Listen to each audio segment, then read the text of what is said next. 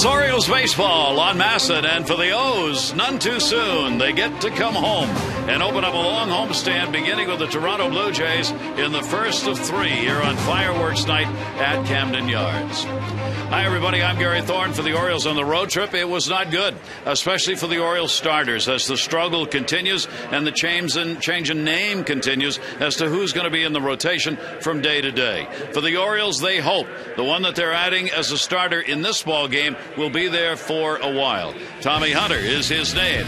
There is his career record as a starter, 22-12. Texas is where he played. ERA a little high, opponent batting average not bad, walks per 9 innings good, strikeouts per 9 innings, that's not bad as well. And his last start, 2010 in the World Series, he pitched at all 3 of the playoff levels last year for Texas. So Jim Palmer, what are we looking at? We're looking at something better than what we have, and I guess we're blatantly honest here, but the Orioles have the worst starting pitching in 2011, and this is a vast improvement. We saw him come in the other night, throw 96, 97 miles per hour, curveball, changeup, and a cutter.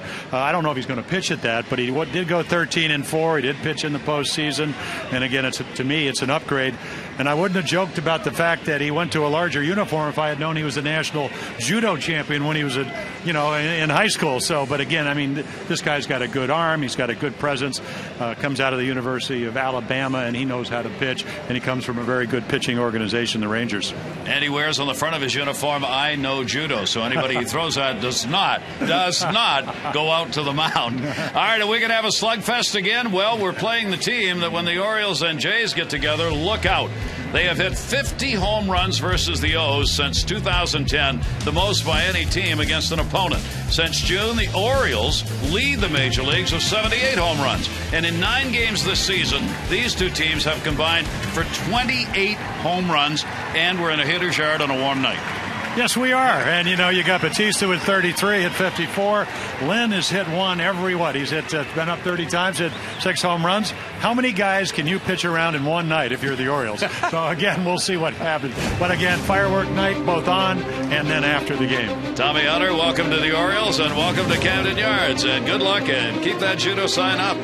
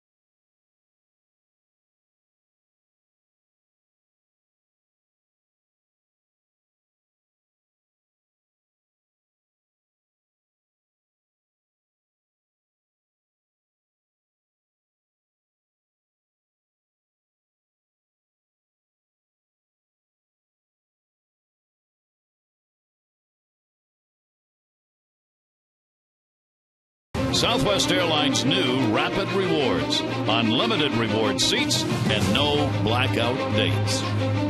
And the Orioles are very happy to be back in a ballpark where they've been hitting home runs. They'll hope to continue that tonight, but they'll have to do it without one of their leaders in the home run department. J.J. Hardy, day to day with the bad ankle. And before the ball game, Bud Showalter talked about him. J.J.'s got an upper ankle that's bothering. In fact, it feels pretty good today. And it's kind of strange because he'll go through periods where he doesn't feel it at all early on in the day. And then the game starts, and it got a little worse last night as the game went on. And he can't tell any one play or anything he did where he felt it. Just got a little progressively worse. So the Orioles hope that that injury, whatever it may be, and the doctor was going to take a look at him before the game tonight. We don't have an updated report, but we'll hope to have one after the doctor examination on Hardy. Hopefully will not require a DL and will not keep him out of the lineup other than for tonight. And whether or not he's actually available to play tonight if he had to come off the bench is at this point unclear.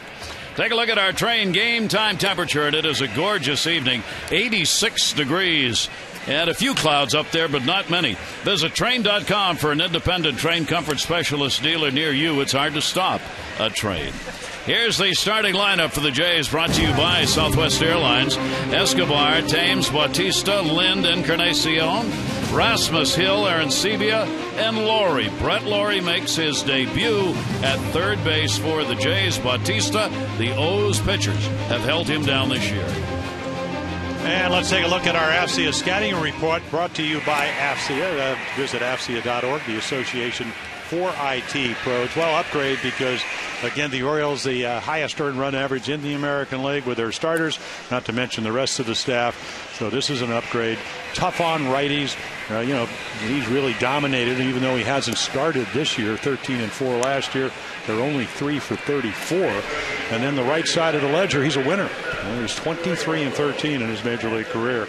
And again, it is with a winning organization, so we'll see how he fares here. But he's got good stuff. Now, he is being held to a pitch end or innings count. The Orioles obviously are not going to talk about that prior to the game because they do not want the Jays to know what that may be, but he will be on some kind of a count tonight. He pitched last year for Texas in the division series against Tampa Bay.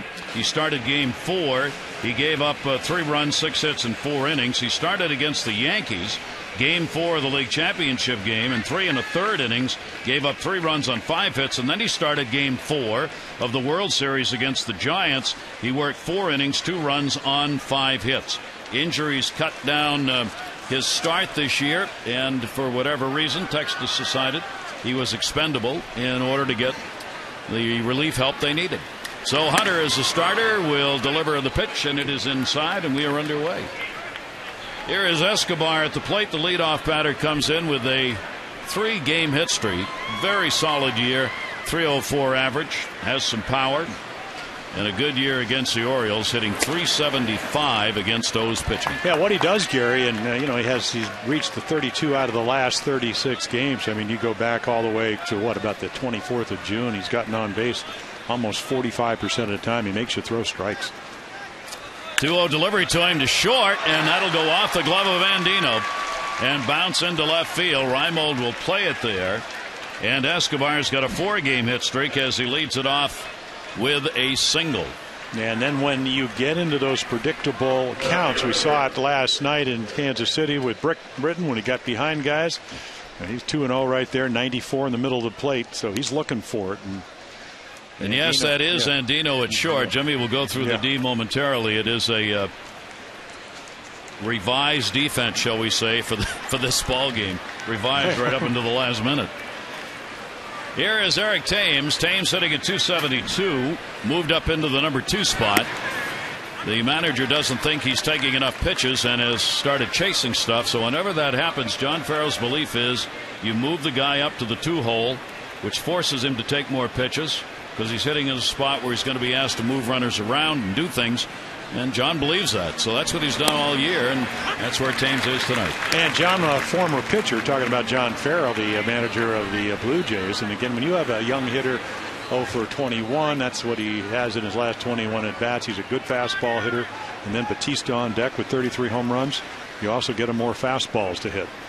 Try and get him out of the slump. Yeah. And Hunter's going to be away with that. And a 1-ball, 2-strike count. Yeah, I was talking to a bunch of the advanced scouts that have seen Eric Thames play, and they said, he came up. He's getting, he can get on the fastball. A lot of young hitters, that's how you get out of the minor leagues. That's what you did well down there. And all of a sudden, they're pitching him a little bit differently. Collapse in the backside. Ground ball, maybe 2. Andino's got it. There's his Turris over to first, not in time. Thames has good speed, and that was not a very hard hit ball anyway. Yeah, I think the most important thing, and we saw Robert Andino, he's been playing a lot of second, came in late in the ball game after Kansas City scored 6, so he had a chance to play shortstop last night. Sturris right off the DL with the elbow problem. Let's look at the Oriole defense tonight. Raimel Jones, Markakis, very unusual infield. As Bell, Andino, Sturris, Reynolds over at first base, and then Wieters doing the catching. About that D. Here's Jose Batista. He'd rather not see the Orioles, at least so far this season. What a job the Oriole pitchers have done on the world's leading home run hitter. 33 homers, 73 RBIs against the Orioles. He's hitting .179, has no home runs, and 3 runs batted in. Hunter with a runner at first base and 1 away, and Batista, the pitch is up high. Tommy Hunter picked up by the Orioles, of course, along with Chris Davis for Koji O'Hara from Texas. The start of the season, as we said, he had health problems that forced him out of the rotation and down into the minors, and just never made it back for Texas. And when Texas was asked about it, their comment was, look, we simply had other guys who were better in the rotation, we felt, than he was going to be, and so he couldn't get back. Yeah, or Ogando came. Ogando's now won 11 games, so he comes back and pitches very well. And of course, they always need help in the bullpen. That's when they went out and got Mike Adams and Koji. And that ball just misses away. And again, he's got a nice assortment. He's been able to throw strikes. I never saw him pitch at 95, 96, 97. He's more like 90 to 93. Rick Adair, Oriole pitching coach, certainly knows him because he was in the Rangers organization. Here's the 2-2 delivery on the way, and that will be foul back. But I want to know how a guy like Batista, and you mentioned, he hadn't hit a home run this year, no extra base hits, but hit 10 off the Orioles, and 54 home runs last year. Nobody walks more. Nobody makes you. It's like he has this little rectangle, and he makes you throw it in there, or he'll take a base on balls, unless you're Chris Jacoboxis, who had one of the 3-2 curveball that paralyzed him. And a slow roller that will go foul. I was sitting on the couch in California, and I know Mike Flanagan alluded to it a couple of times. He says probably the pitch of the year, because it was a 3-2 curveball. He realized it was going to be a strike with the bases loaded and swung at it when it already went by him. It's got a chance to be the worst swing you'll ever have. No doubt in his career. Yeah. That's how fooled he was by the pitch. Well, he is. He has just changed his career around. Watch him get ready. That front foot's going to come up. Right there. 2-2 and just missed with it. He's got 13 home runs lifetime against the Orioles and had a big home run season against the O's last year. And then all of a sudden, for whatever reason, this year, it's just hasn't been there against the O's. Now, there's plenty of time left. These teams are playing just their 10th game, 10 of the 18. Bautista puts it in the air to center. That will be Jones. Wind's blowing a bit out to center field tonight, but not very strong. Bautista retired again. Yeah, we talked about Tommy Hunter's cutter, and that was just effective enough to get a little bit of movement. He was talking about it after his Tuesday inning pitch for the Orioles. He said, I don't like to throw it for a strike. That one was in the middle of the plate, but again, the cutter, it doesn't spin like a fastball, so you can sometimes get away with it if it's 90 miles per hour. Supposedly, and I saw him pitch in the playoffs last year, when he's got the sinker working, he can get some ground balls. He's got a sinker. He does have that two-seam fastball, Gary, and again, when you get a guy like Adam Lind, who's been up 30 times and hit 6 home runs, 1 every 5 times, there it is right there. It's just, and what you'll see is it'll run a little bit, it'll run into the righties and away from the lefties, and when you have a good one, you'll be able to see it on television, just to kind of watch the late movement of the ball, and then again, good velocity at 94. Thames is on first base, 2 down. Adam Lind is hitting .400. against the Orioles this year. He has 6 home runs and 11 runs batted in 9 games played. He is kind of doing what Bautista did to the Orioles last year. Bautista had the same kind of numbers in 2010 against the O's. Now Lynn is putting him up this year. Here's the 1-1 delivery by Hunter towards second base. Is Torres in his first game back. And Lind is retired. No runs, 1 hit, no errors, and 1 left on base. We'll take a look at this revised Orioles lineup that'll face Brad Mills.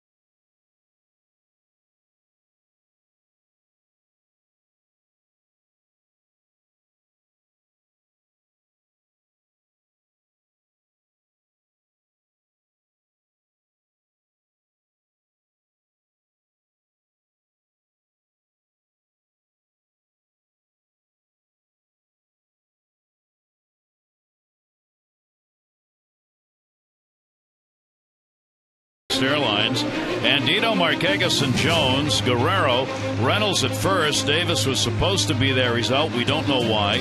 Wieters, Raimo, Bell wasn't supposed to play. He's in. His Torres comes off the DL to play second. Andino against left-handers, big numbers. And our FCS scouting report on a guy that was supposed to pitch, and he's out there ever so softly. Left-hander. Again, you know, he's got a changeup he'll throw in any count. The right arm, because he's left-handed, but against the Orioles, they're only 11-21 against lefties this year. And then the ozone, he's won 1 game in the big leagues last June. 2 runs. Pitched actually well in his last game against the Rangers, but didn't get a win. 26 years old, only his second start this season at the major league level for Brad Mills. 9-7 at AAA, 3.99 ERA. He's playing at Las Vegas in the Pacific Coast League. Here's Robert Andino, the leadoff spot with the big numbers we showed you against left-handers. The Buck Showalter moves him to the top with J.J. Hardy out. He's not on the DL. Hardy's got the high ankle something. Sprain, strain, no. Yeah, very hard field in Kansas City. And he was, again, he left when the Orioles had the big deficit last night. Escobar.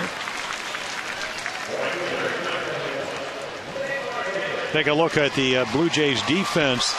Thames Erasmus, he comes over in the Cardinal trade, 13-man trade. Bautista moves from third to right with Laurie coming up there, the golden boy from Canada. Escobar, Hill, Lind, and then Aaron Sebia leading all catchers with 18 home runs.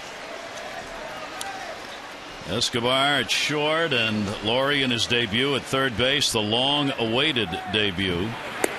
Nick Markakis in the number 2 hole for this game. Nick with the .284 batting average has struggled against the Jays this year, hitting just .216 against Blue Jays pitchers this season. Left-hander's delivery really jammed him. Laurie, how good are you? Here's the throw, and not the mark. Nobody's going to make that one.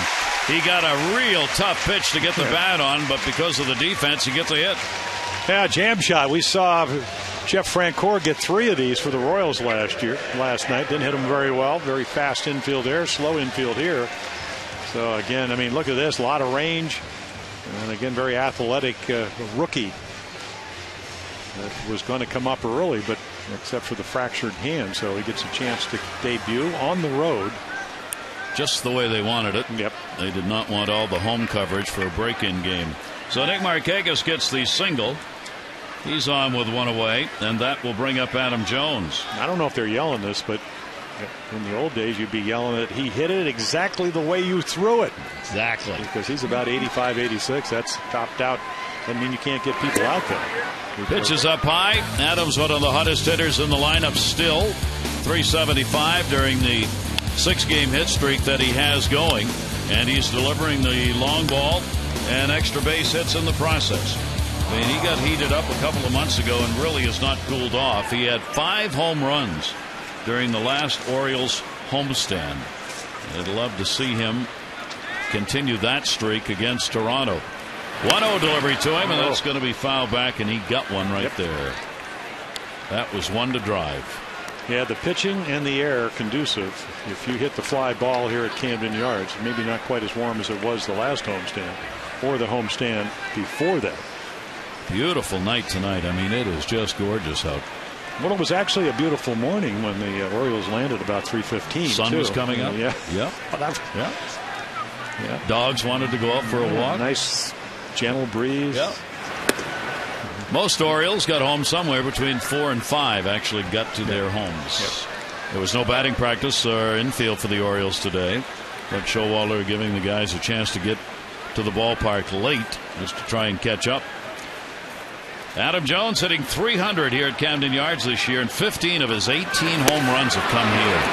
There's that softer than soft right there. And it again is in a fastball count. So again, it's just something you got to expect. I mean, he's not your prototypical pitcher. He's going to change speeds. He's going to pitch backwards. He's going to force you to use the whole field. Otherwise, you're going to be out in front of his stuff all evening long. Mills' lifetime 34 and 26 at the major league level. He's bounced around. He's been up and down over the last 3 seasons. Made 2 starts with the Jays in 09. Last year got his first major league win against the Orioles on June 28. He went 7 scoreless innings against the O's, giving up only 2 hits. He walked 3 and he struck out 4. Now this season, again, he was at the minor leagues. It's only his 2nd start here with the big club. And he's got a big overhand curveball. I mean, he is right over the top. Talk about 12-6. He's about as overhand as you can get. And again, that's where the deception comes in. 2-ball, 2-strike count. Markakis off first base. Jones got jammed and will foul it right straight back. Now you're trying to wait, and then he gets it in on your fist. So right over the top. Again, Ferris wheel over your front side. You don't pick the ball up quite as well. So 85, 86. It's certainly not 95, but it does appear to be a little bit quicker than the radar gun tells you. Jeep Expo brought to you by the 2011 Jeep Compass. Adam got that one. Give it a ride. Way back in. Goodbye. Home run. And the Orioles have a 2-0 lead. And indeed, he continues to hit the long ball at home.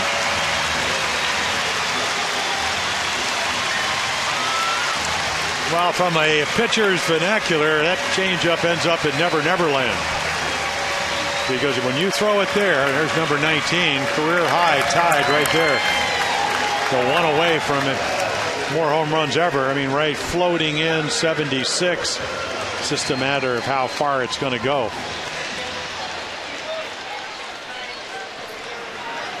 Boy, did he launch into that. That's one of those homers that right off the bat, you know it's going to end up as a souvenir. And it did.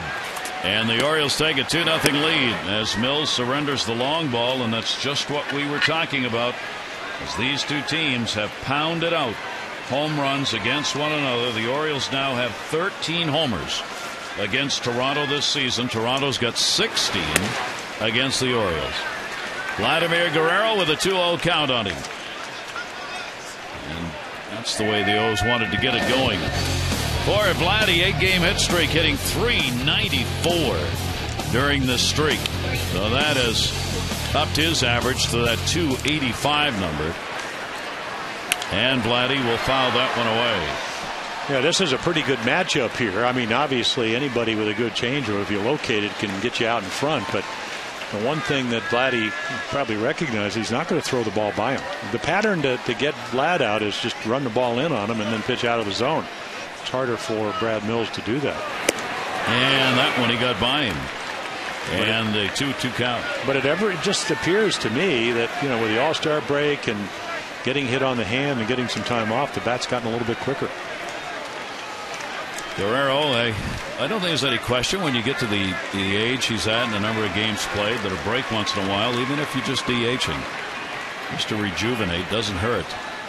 2-2 delivery on the way and a towering pop-up. Shallow left center field. Rasmus is there and will put it away. And Guerrero is retired. 2 down. Take a look at the Orioles' home and road numbers this season. They have been dramatically different in that one-loss column. Runs per game, not a great deal of difference there. It's that earned run average combined with the runs per game that's been just enough, along with the inability to get hits with runners in scoring position on the road. The Orioles have lost a lot of one-run ball games on the road this year. And that's why they are 17-37 on the road and 26-28 at home. Yeah, that is the least amount of road wins for any team in baseball. I believe Oakland had a worse percentage going into last night's games with more wins. And there's that big hook. Mark Reynolds was supposed to start at third base, and Chris Davis was going to be playing at first. About 20 minutes before game time, Davis got scratched. And Reynolds moved over to first base, and Bell came into play at third base. And the announcement was that the reason Davis is out of the lineup will be talked about after the game and not before. And Buck Showalter does that a lot because he does not want the opposing team to know who he's got available for any given game. 1-2 delivery, turned that over and got him. So Reynolds goes down swinging, but the Orioles are up. 2 runs, 2 hits. Adam Jones delivering his 19th home run of the season, tying his career high.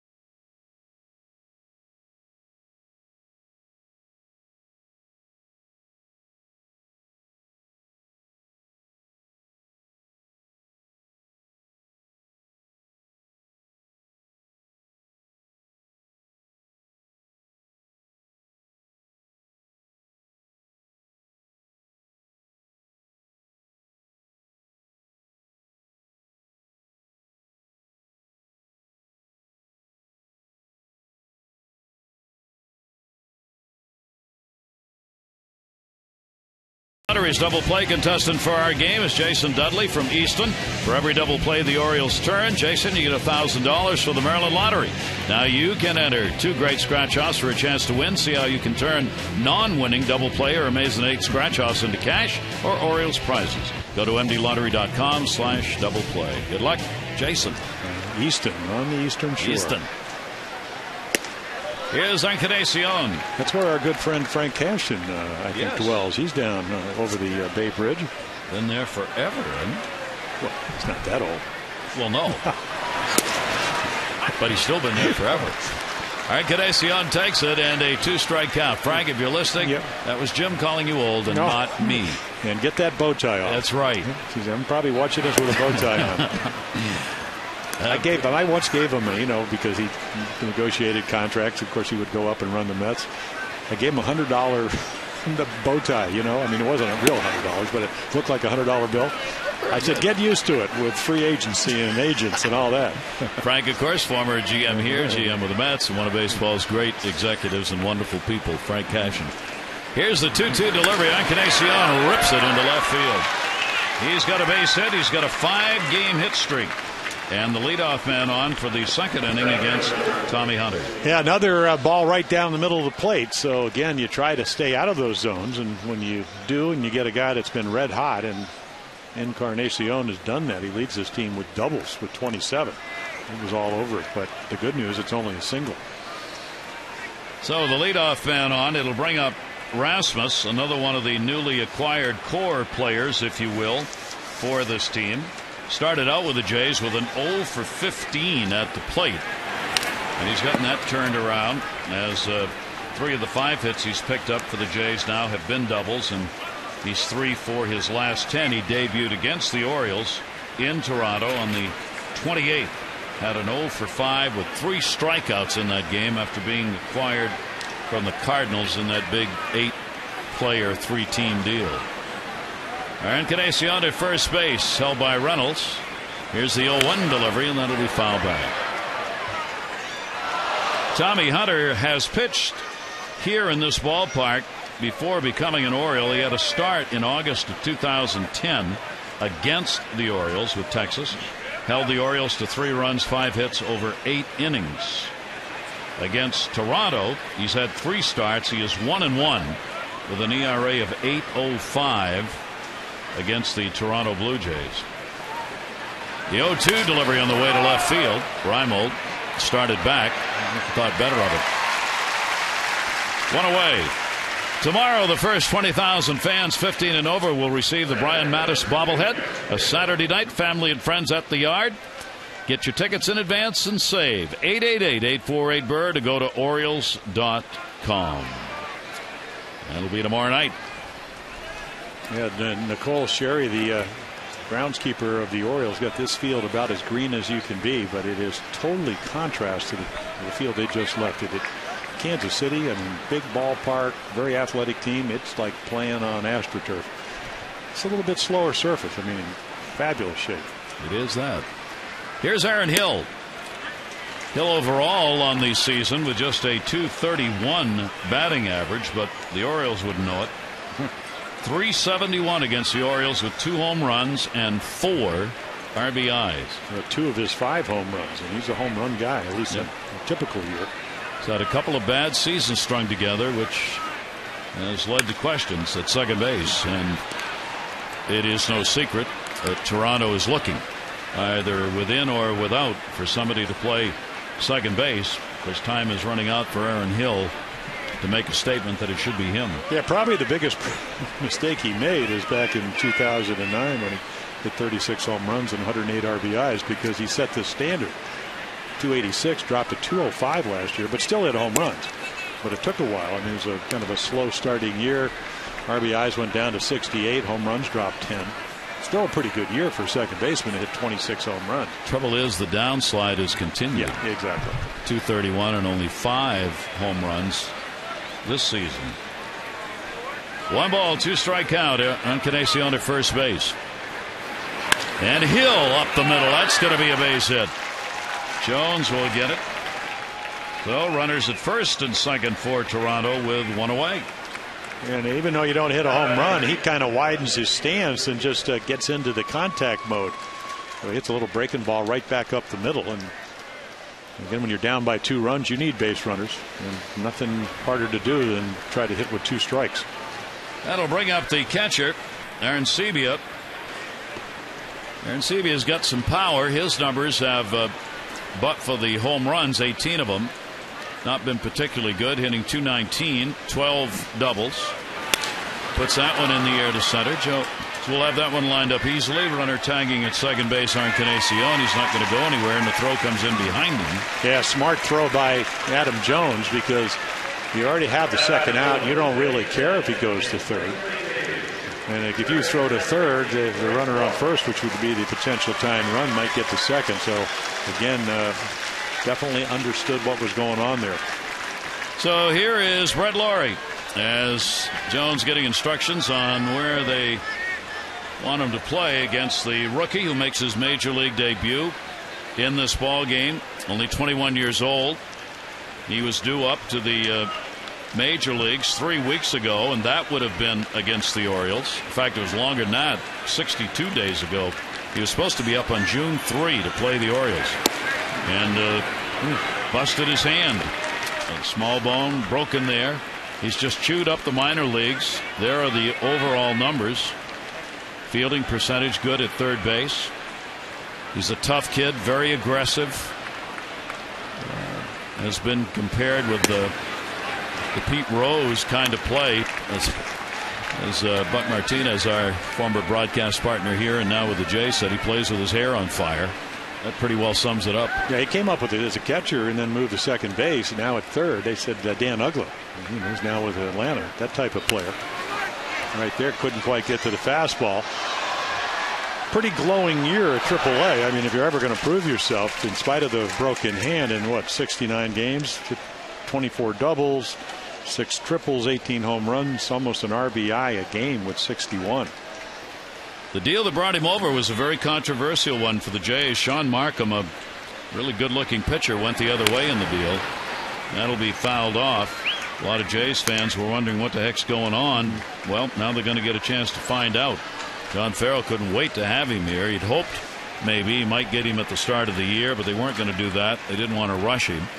So they've let him play through here, and now there's really no place else to go but here. Yeah, Markham was a terrific pitcher, but coming off a shoulder injury. Anytime you can get a #1 draft choice with a great ceiling, great potential. And up the middle, and a major league view base hit and an RBI.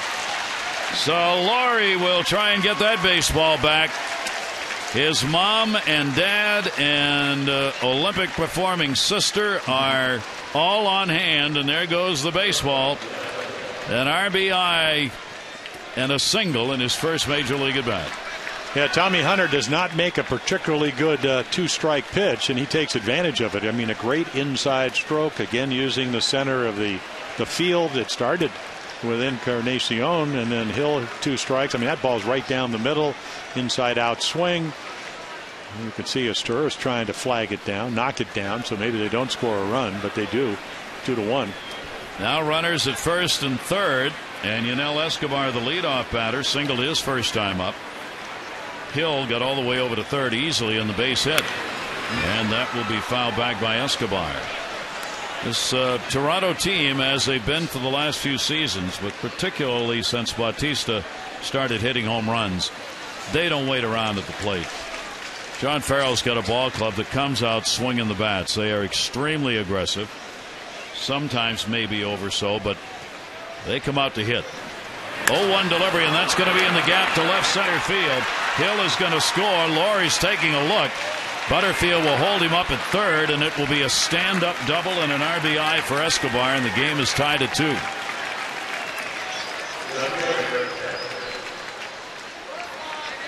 Yeah, check this one out again. Pretty much outside middle. Escobar red hot. Gotten a couple of good pitches tonight. Adam Jones is going to make a great play, cutting this off, because if he doesn't, it's another run. And right here, I mean, Lowry's going to score. So Escobar again 2 for 2 tonight. And Rick Adair out, the Oriole pitching coach. The problem when everything is 90 to 94, especially against a team that's 4th in the American League in runs scored. And, you know, last year they were last in on base percentage. This year all the way down to the 6th highest. They're going to stay on. You got to make really good pitches if you don't change speeds, and there hasn't been a lot of speed change by Tommy Hunter tonight so far. First start he's made this year with Texas. He was 1-1 in 8 relief appearances. ERA at 2.93. He had been pitching at AAA this year most of the time. At Round Rock he was 2-2. His ERA was over 5. He appeared in 8 games at Round Rock, with 5 of those as a starter. 0-1 delivery by Hunter, and Eric Thames will take the pitch inside, and a 1-1 count with 2 down. Now, Tommy Hunter's a big guy, and when you pull a groin muscle, and it's a major groin pull, which is what he did at the end of March, it takes a while to come back from that. That one's going to be blocked with the glove. He'll make the play over to first base to get the out. So a couple of runs in, RBIs by Laurie in his debut, and Escobar, and it's tied at 2.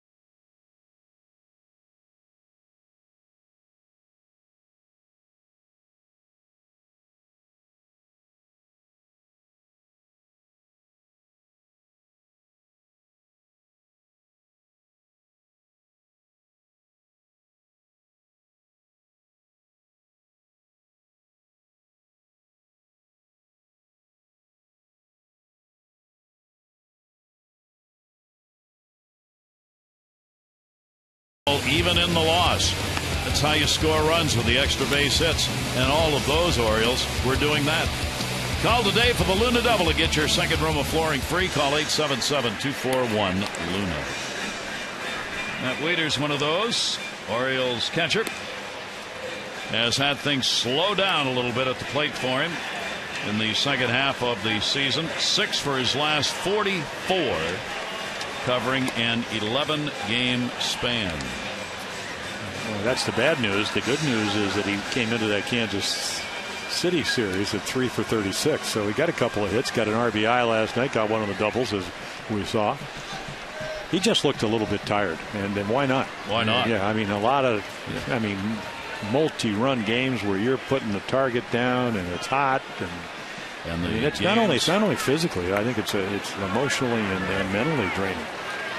It's draining when you're losing, and you've had to go through the starting pitching that he's had to go through. It's been very long innings and long games, and losing games, and that's got to be really tough.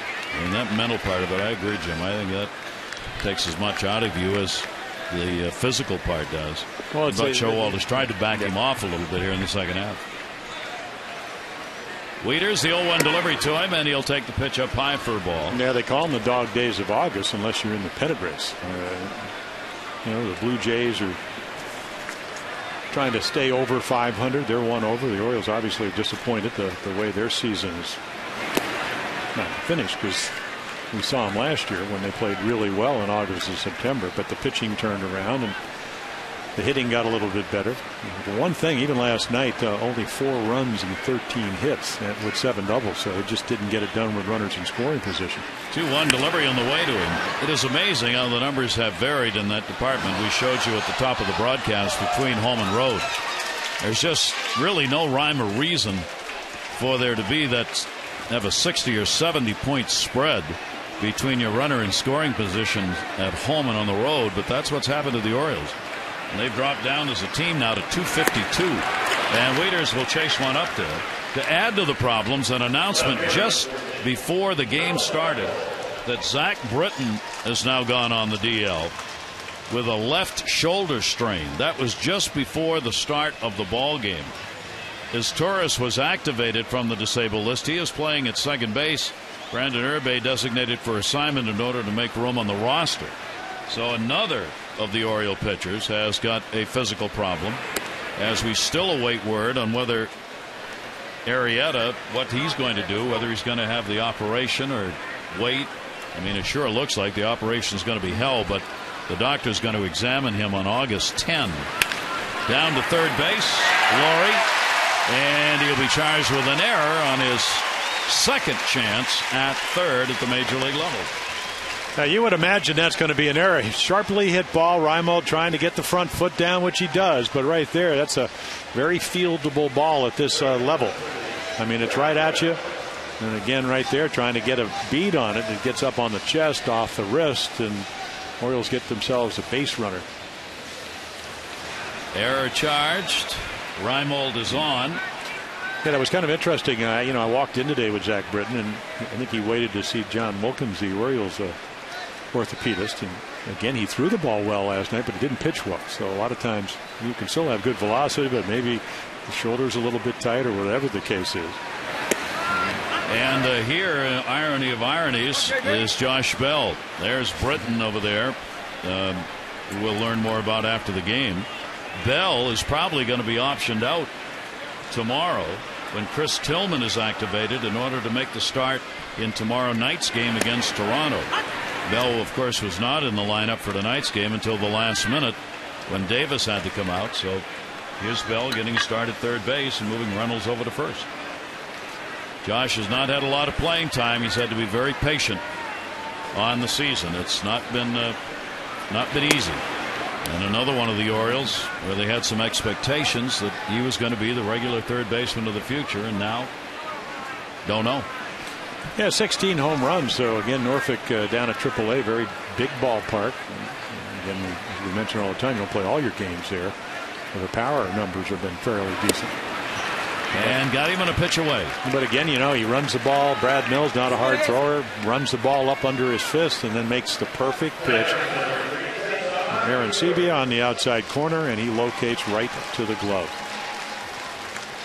One thing you talked about, 9-7 at AAA, but the one thing that 133 innings, only 34 walks, so he's a control guy. Yep. And here's Torres making his way back after a long rehab and a long season. This is just his 17th game for the Orioles, activated prior to the game, and with Hardy out just in time. Amazing how these things in baseball kind of take care of themselves right at the very last minute. There's J.J. Hardy with the ankle problem. He can't, well, we don't know if he can play, but he couldn't start. So as Torres comes back and starts at second, trying to bunt his way on. Mills in the dirt. Nice play. Lind at first base on a backhander with the ball in foul territory will end the inning. No runs, no hits, an error, and a base runner left on. Ball game tied 2-2. Good D.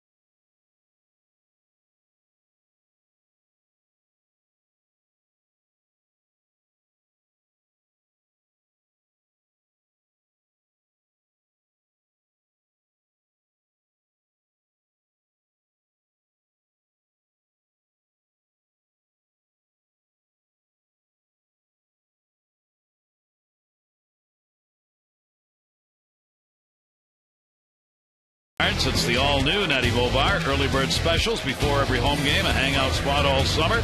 Legendary beers on draft. Select locations throughout the yard. And, of course, you get the bratwurst sandwich. Baltimore's own Roma sausage infused with the taste of National Bohemian beer. Natty Bobar. Right here at Camden Yards. Hope you'll stop in next time around. Jose Bautista. Makes me hungry. Does.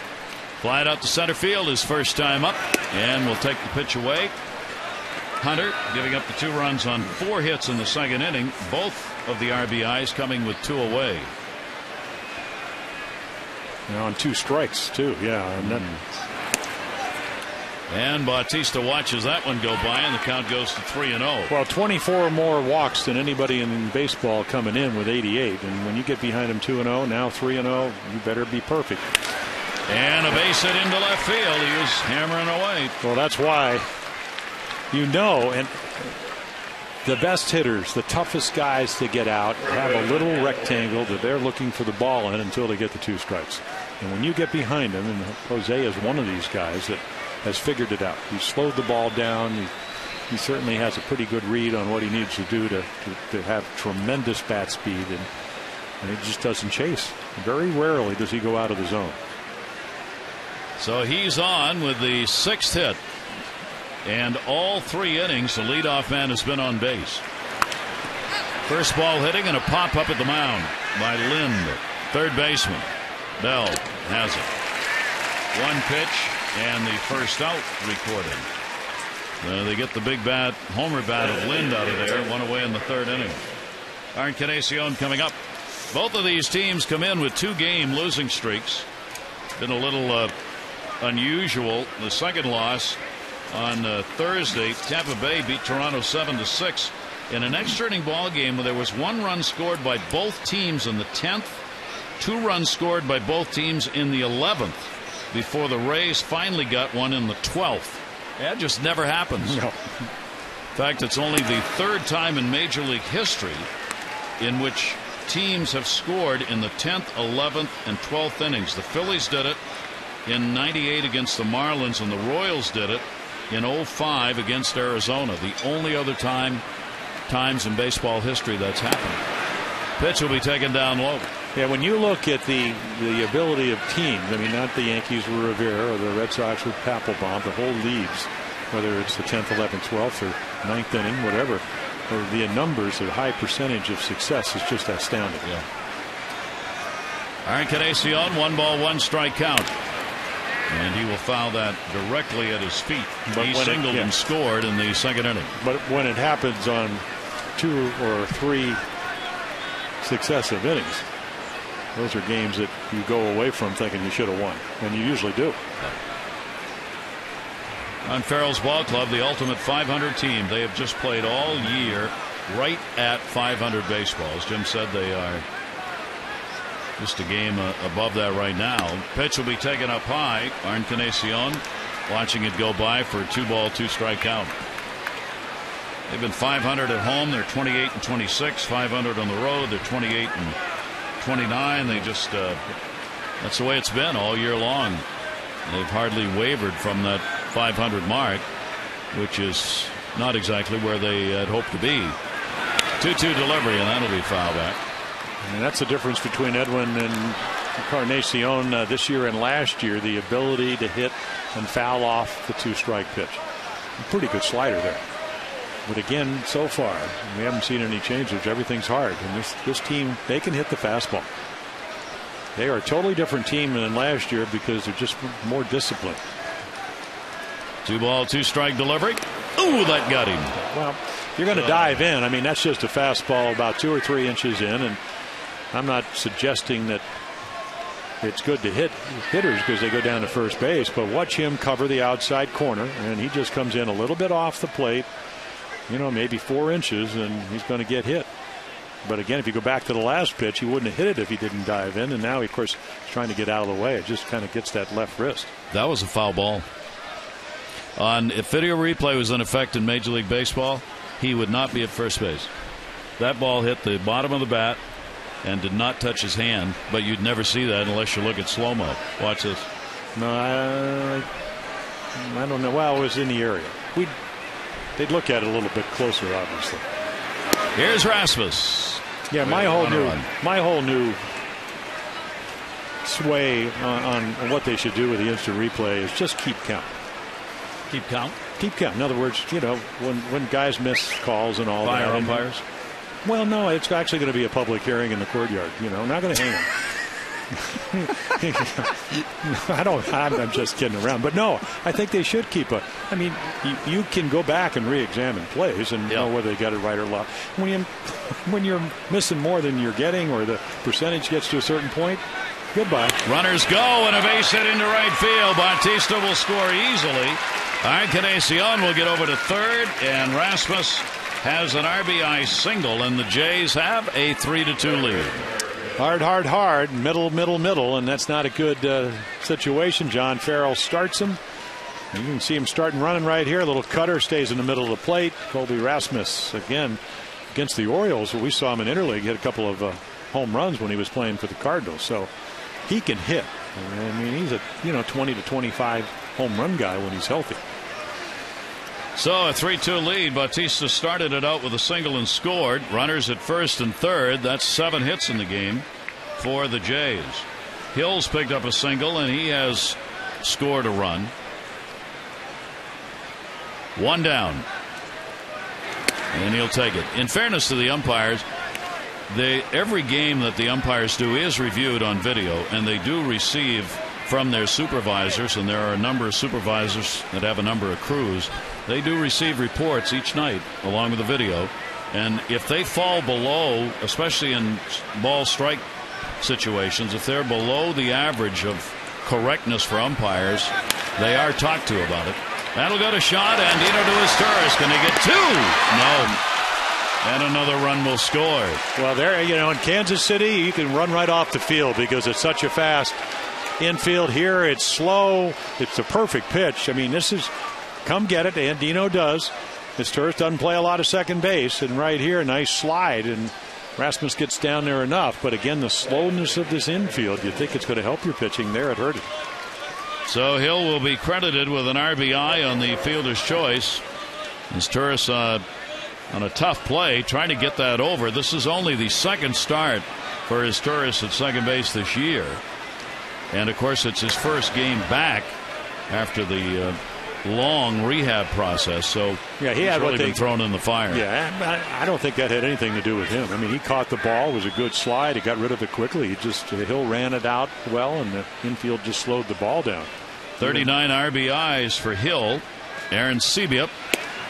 And he'll take it for a strike. Aaron Sebia flying out to center field his first time up. So the Jays have a 4-2 lead after trailing 2-0.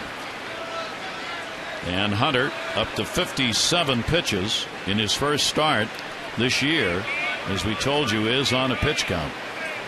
Here's the 0-1 delivery and a strike on the inside corner.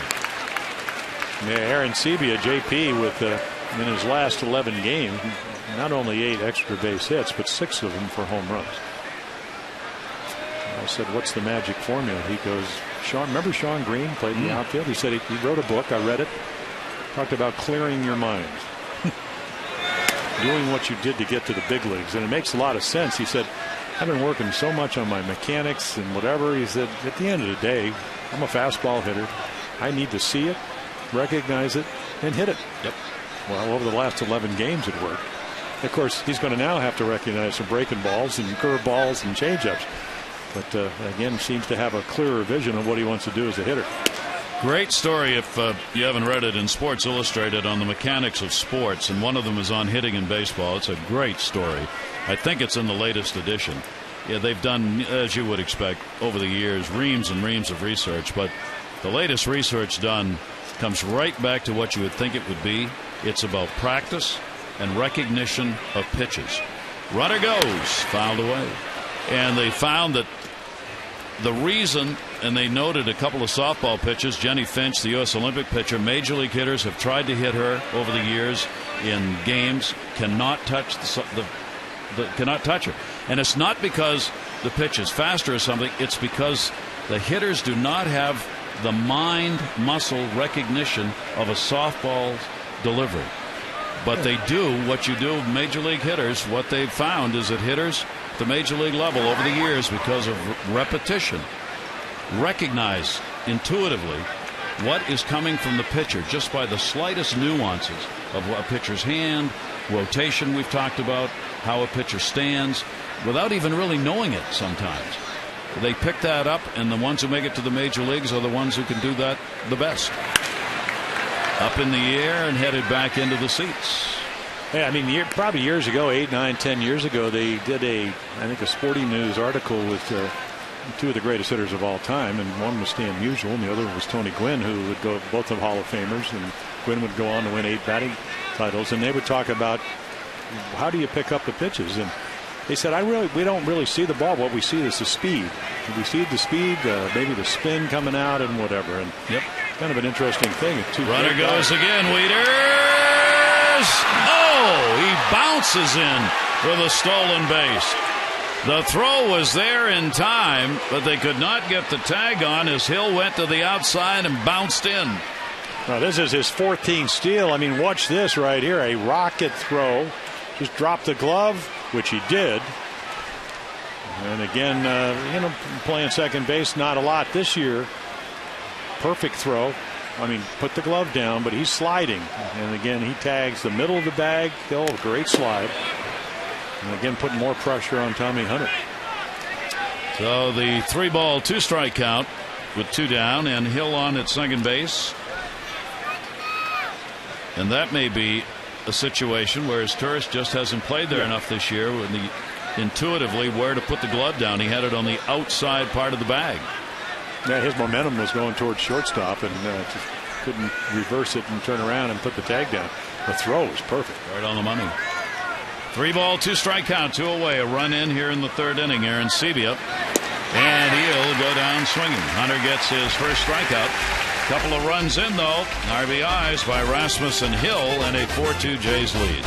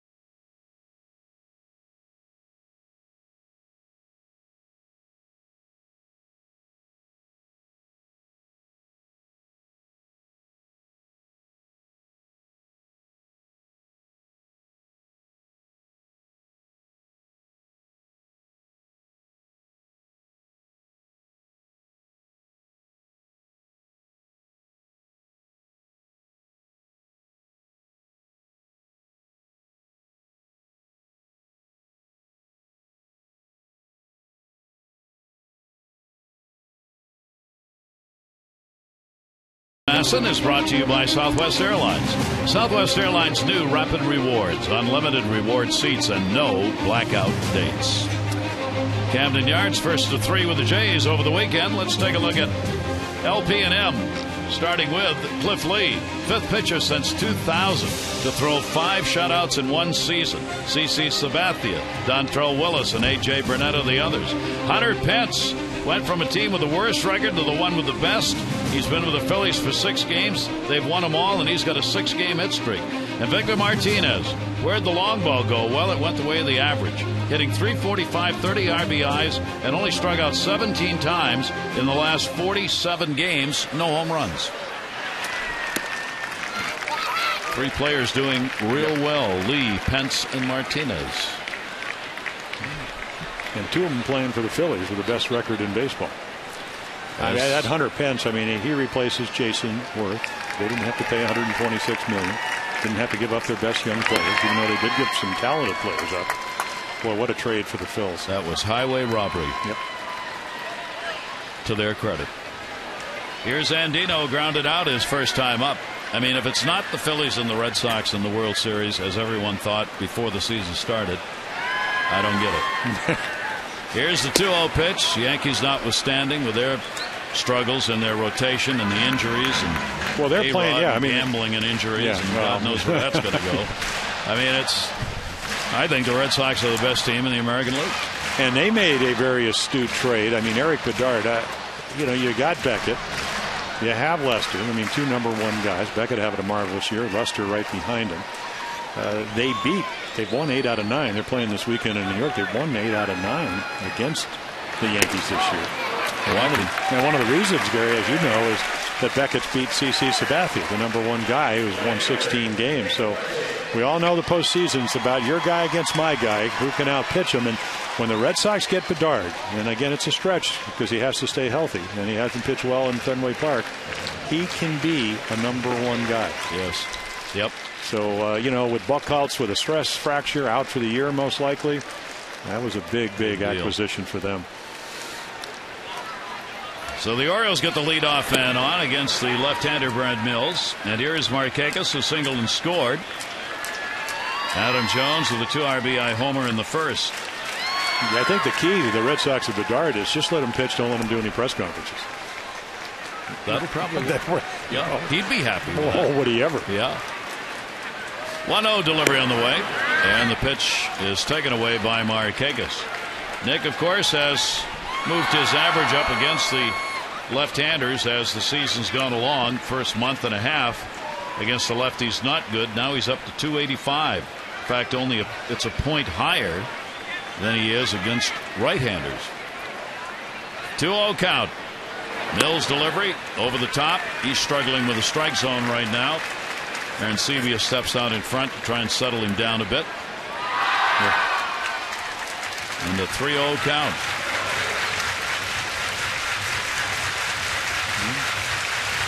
And the Orioles trying to get it going and get back. They led by 2, had it tied, now trail by 2. Taking all the way. And Nick has changed the bat a little bit. No more tape. The little donut at the bottom to get him up about an inch. Might be the same bat. It just doesn't have tape on it. And he's not choking up on it. 3-1 count. And he walked him. Mills trying to figure out what's going on. Has 2 on, nobody out. And our Coors Light cold hard blast. And this ball is launched. Hanging changeup, 76 miles per hour, went out the other way a lot faster than that for a career tying 19th home run. And our cold hard blast brought to you by Frost Brewed Coors Light. So Adam Jones will stand in. Now has a 7-game hit streak, delivering that home run. He had his 38th multi-hit game against Kansas City in the ball game last night. Runners on at first and second base. Orioles down by 2, nobody out. And he gets one in the air to left. Thames is there. 1 pitch and an out. When the Orioles take on the White Sox Tuesday night, don't miss your chance to save. Every Tuesday is Ollie's Bargain Night, presented by Ollie's Bargain Outlet. All upper reserve seats, only $9. So gather up the family and friends and enjoy an affordable night out at Camden Yards. 888-848-BIRD or Orioles.com for tickets. Vladdy with his 8-game hit streak. He flied out to center field his first time up. Guerrero 260 off the lefties, 296 off right-handers. Brad Mills a long look back at second. And Vladdy pickoff play at first. Nice stop by Lind on a one hopper from Arancibia. Yeah, Brad Mills has been able to get in on some guys' hands today at about 85 miles per hour. And here's Arancibia has thrown out about 23% of the runners. And of course, he comes out of that AAA last year where he hit 33 home runs. He was not supposed to be a good defensive catcher. I mean, he was at least supposed to be better with a bat in his hand, but he's done a nice job for him. 1-0 count. Guerrero will look for one to launch right here.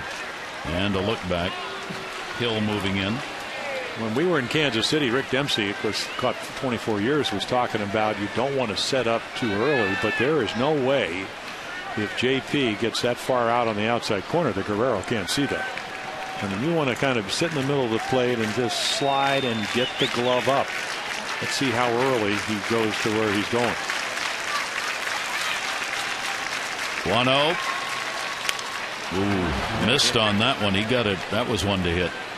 But again, I think it's deception, Gary, because he jammed Vlad the first time. Jones hits a changeup for 2-run home run, comes right back, first pitch fastball right on his fist, soft fly ball. I mean, he's only given up 2 hits, one a hanging changeup and a jam shot to Markakis. Again, we're only in the 3rd inning, but he's been able to use that fastball effectively. 26-year-old left-hander with a 1-1 count. And Vladdy will take that inside.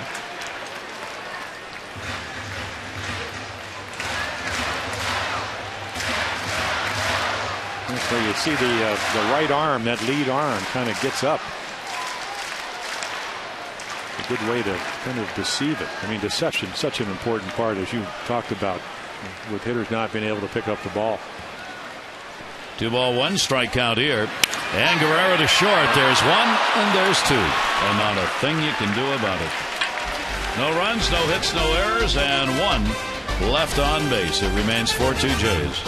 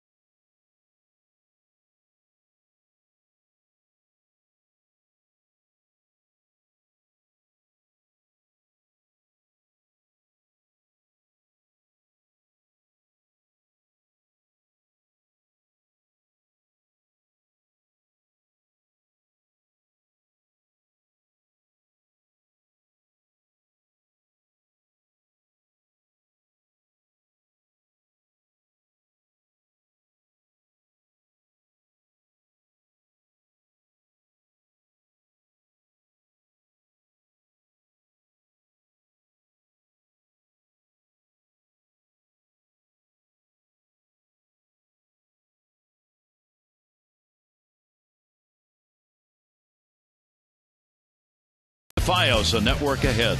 To learn more, visit Verizon.com/GetFiOS. This day, 2002, Silent Night, a makeup game against the Angels. The Tigers said shut it off. There were no electronics, no scoreboard, no video, no commercials. You actually got to talk to the guy sitting next to you about baseball. In 2005, Albert Pujols became the first player to have 30 home runs or more in each of his first 5 big league seasons. And in 2007, Tommy Glavine at Wrigley Field became the 23rd player in Major League history to get his 300th victory. All on this date, August 5. And the pitch is taken up high. A 4-2 ball game. 4-7-1 for the Jays. 2-2-0 for the Orioles. Jays have stranded 4. The Orioles 2. Tommy Hunter, his first start of the year. Second appearance for the Orioles. Has walked none and struck out 1. Fred Laurie, Major League debut. RBI single in his first at bat. Collected the baseball. Pitch is taken outside. His sister is a 2-time Olympian, yes? Yes. University of Washington softball pitcher, 14-0. She is on hand here tonight, along with their mother and father, who were down on the field before the game. Well, you were talking about Jenny Finch. Again, one of those. I mean, ERA of under a run a game. The reason he didn't hit Jenny Finch because they were looking at how pretty she was, because she's a good-looking. Okay, there goes the barrel of the bat to short, playing third. Bell, and he got him. Laurie charges down the line. I almost bought your story about they couldn't pick up the location and all that, but if you've ever seen Jenny Finch, as Josh is going to make a nice play, dodge the bat, you weren't concentrated on the baseball. So there you go. Just a little tidbit of information. Our Dodge Ram Expo brought to you by Ram Trucks. Designed, tested, and proven to be the best trucks we've ever built. Ram. And all you're saying is true. I think it was actually a combination of both of those. Combination, yes. Well, to kind of tag what you were talking about, after Musial and Gwynn say it's about the speed of the ball out of the hand, that's what they look for. I see Ted Williams at the Hall of Fame, and I said, did you see that article? He said, yeah. And of course, Ted talks loud. I said, don't tell me you didn't see the spin on the ball. Well, Jim, when they big that big loop-in curveball, it was only Ted, and he's on a walker, and and then I got a 15-minute dissertation on how you actually picked up pitches and all that, which is what Ted Williams was all about. Yes. That's right. And he could. Here's the 1-1 delivery.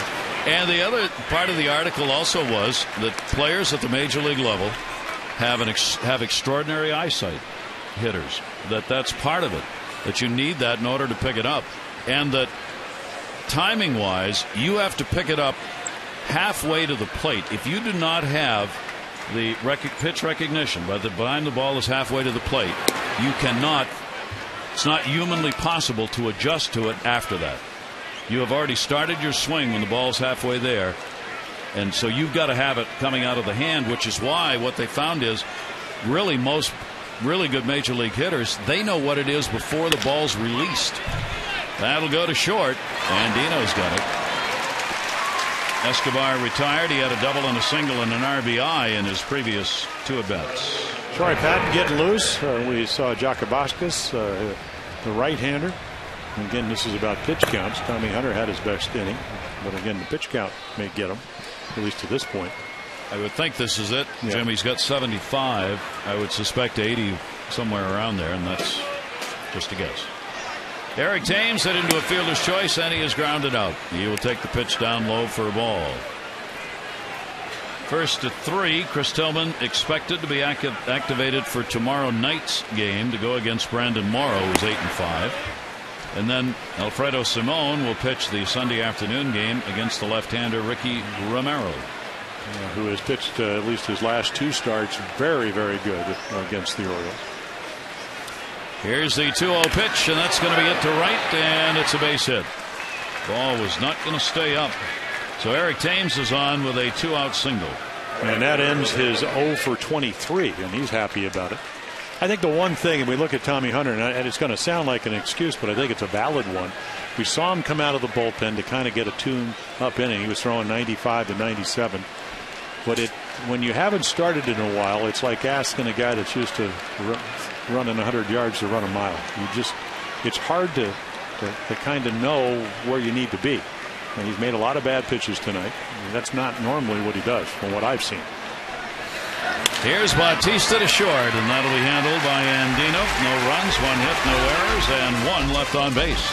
Even the outs have been hard in this one. Time to cool off.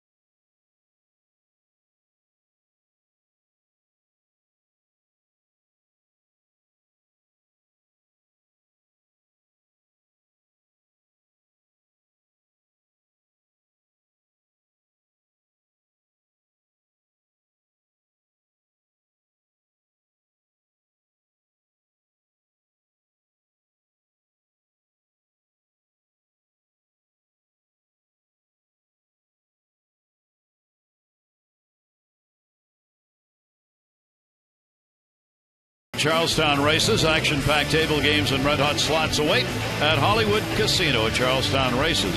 Third baseman homers leading in the American League is the Orioles' Mark Reynolds with 24. Beltre, then Euclid, Longoria, Rodriguez, and Valencia. So Tommy Hunter in his first start for the Orioles. Buck Showalter, that'll be it for the night.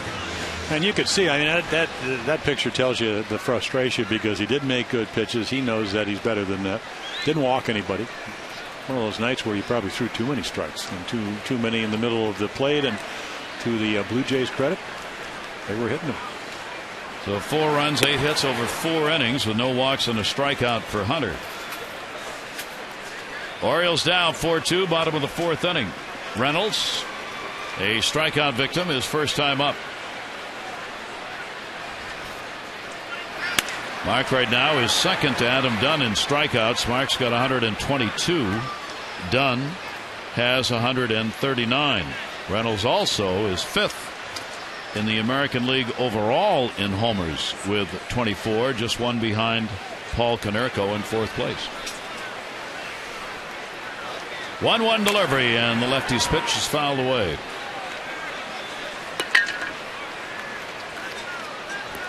Pitch count now for Brad Mills on some foul balls, only at 50 here in the 4th inning. Bear in mind this is only his second start. He went 7 innings against Texas in his first start, and that was the longest outing of his career. He gave up 2 runs, 6 hits, walked 2 and struck out 5 in the ball game against Texas on July 30. And they do have the 3rd best offense in the American League, right behind the Red Sox and the Yankees. 2-2 delivery, and that'll be up high. You've seen Mills react disgustedly a bit towards himself a number of times in the last 2 innings as that strike zone has wandered a little bit on him. He got in trouble with 2 walks in the 3rd to lead it off, but a big double play and a Guerrero line drive got him out of it. 3-2 delivery to Reynolds. That's back to the screen. Well, he reminds me of a guy that pitched briefly for the Orioles, Rick Krivda. And, you know, Rick had pretty good stuff. Again, he would kind of be a little bit across his body. Mills stands right on that first base side of the rubber and doesn't throw way across his body. Rick could never get the ball down. But again, if you're going to be overhand, you better get the front foot down, get over that front side like that. Otherwise, the ball will go up, and he's not a, you know, at 85, you can't pitch up and you can't pitch in the middle of the plate. Doesn't mean you can't pitch at 85 or 86, because all you had to do is go back and look at Jamie Moyer. Jamie Moyer was He was winning 19, 20 games throwing in the low 80s. But again, pinpoint control, the ability to pitch into righties and then run that ball down and away. 3-2 delivery again. That's going to be to right field. That's going to be a base hit. Probably out of the strike zone, but Reynolds able to find it. And the Orioles have the leadoff man on here in the 4th inning. Don't forget, Thursday is the final T-shirt Thursday of the 11th season. First 10,000 fans 15 and over at the 7:05 White Sox game that the Jake Arrieta Orioles T-shirt presented by Real Street Staffing. Your last chance to add to the Birdland wardrobe this year. For tickets, 888-848-BIRD to go to Orioles.com. We were talking earlier, Buck Showalter saying before the game, Arrieta has a doctor's appointment for the 10th of August. And that's probably when the decision will be made about what they're going to do as far as an operation is concerned. And he will not be pitching before then, and probably will not be pitching again this year. Yeah, he did an interview yesterday with Jim Hunter in Kansas City, and he just basically said velocity goes, command goes. And, it's not that uncomfortable, but as the game progresses, it does. And there is something in there. It seems to be a soft mass. It's not in the elbow joint, not ligament. We're not talking ulnar collateral ligament in Tommy John. So they think they can take care of it, and he's going to get a second opinion to see what to do about it. It makes a lot of sense to me. Matt Wieters, and he'll foul it back. Reared back, tried to find a little bit extra on that pitch. His fastball, though, is only in the mid-80s. Wieters, a strikeout victim, his first time up. The Orioles have just their 3rd hit of the game. Markakis in the first inning, a 1-out single, followed by the Jones home run. Orioles had an early 2-0 lead. Toronto got it right back, though. Escobar an RBI, and Laurie an RBI. And then took the lead in the 3rd inning on the Hill RBI. Get maximum access to exclusive Orioles interviews and behind-the-scenes content available through social media. Be the first to know when. Like Masson on Facebook at facebook.com/MassonOrioles. Can't miss it. Here's the 1-2 delivery on the way, and that'll go to second base. Hill. He'll go for one, and no relay. Good play by Escobar coming across the bag. They get the force out. Softly hit, good timing, and the infielders know. Aaron Hill's going to know, but there's no way we're going to, again, slow infield, even though Wieters doesn't run well. Escobar certainly well aware that right here, because it's hit slowly, it gives Reynolds a chance, who actually, for a big guy, runs real well, and get the one out, especially with a 2-run lead.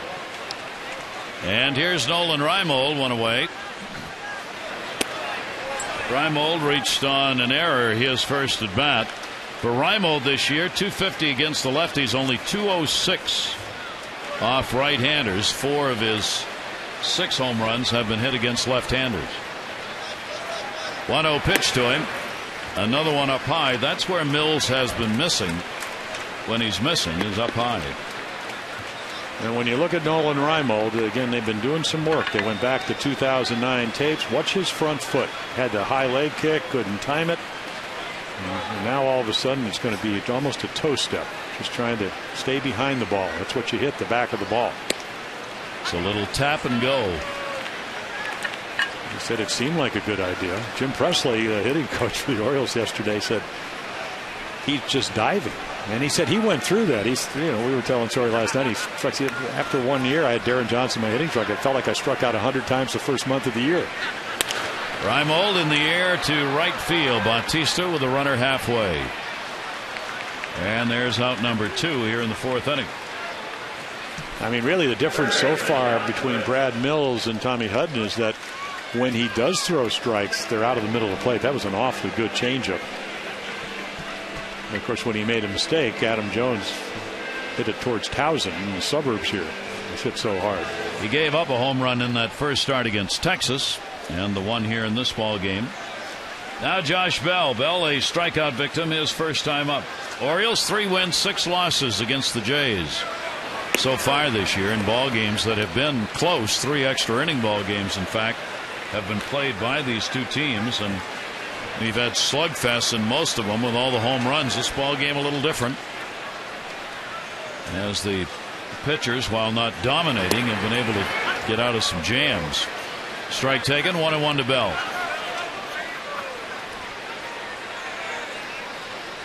Bell getting his first chance against the Jays this year, and this just his 7th game of the season with the big club. 1-1.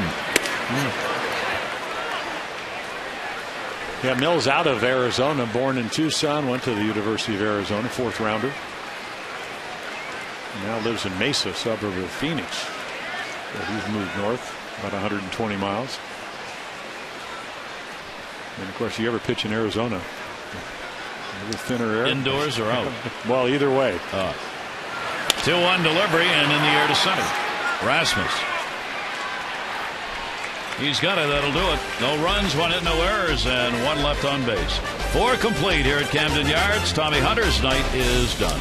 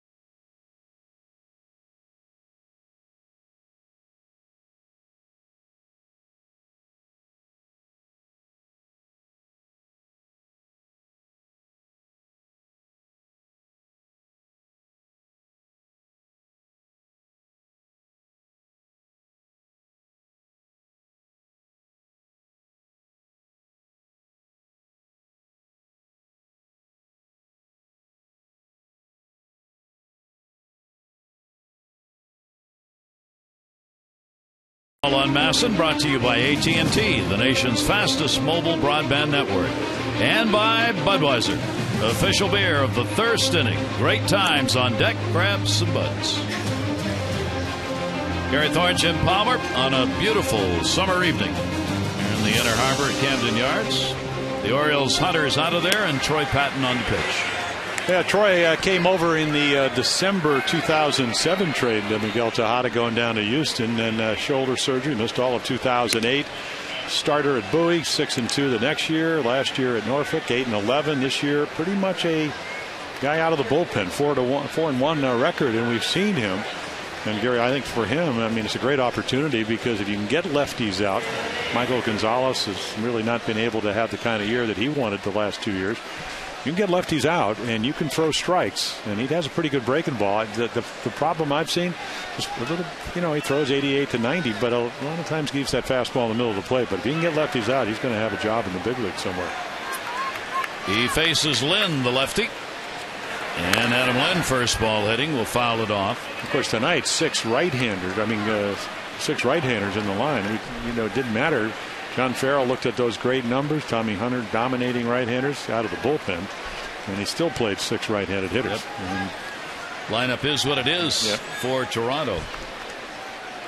Lynn, great changeup right there, way out in front of it, and an 0-2 count. And he'll throw it at any count. We saw that up in Yankee Stadium. He didn't come in and give up an inherited runner, but he was throwing Granderson and Cano 3-2 curveballs. I mean, that's a good one. Got ahead on the count here, 0-2. And as we mentioned, with the 6 home runs against the Orioles over the last 4 years prior to this one, he had 4. He's got 6 this year. Well, one of them was a walk-off series that we did up in Toronto off of Koji. In the air to left field this time. Raimel backing up, plenty of room, and he's gone. So Lynn with an 0 for 3 in this game, one away in the 5th inning. Patton will be facing Encarnacion, and then Rasmus due up.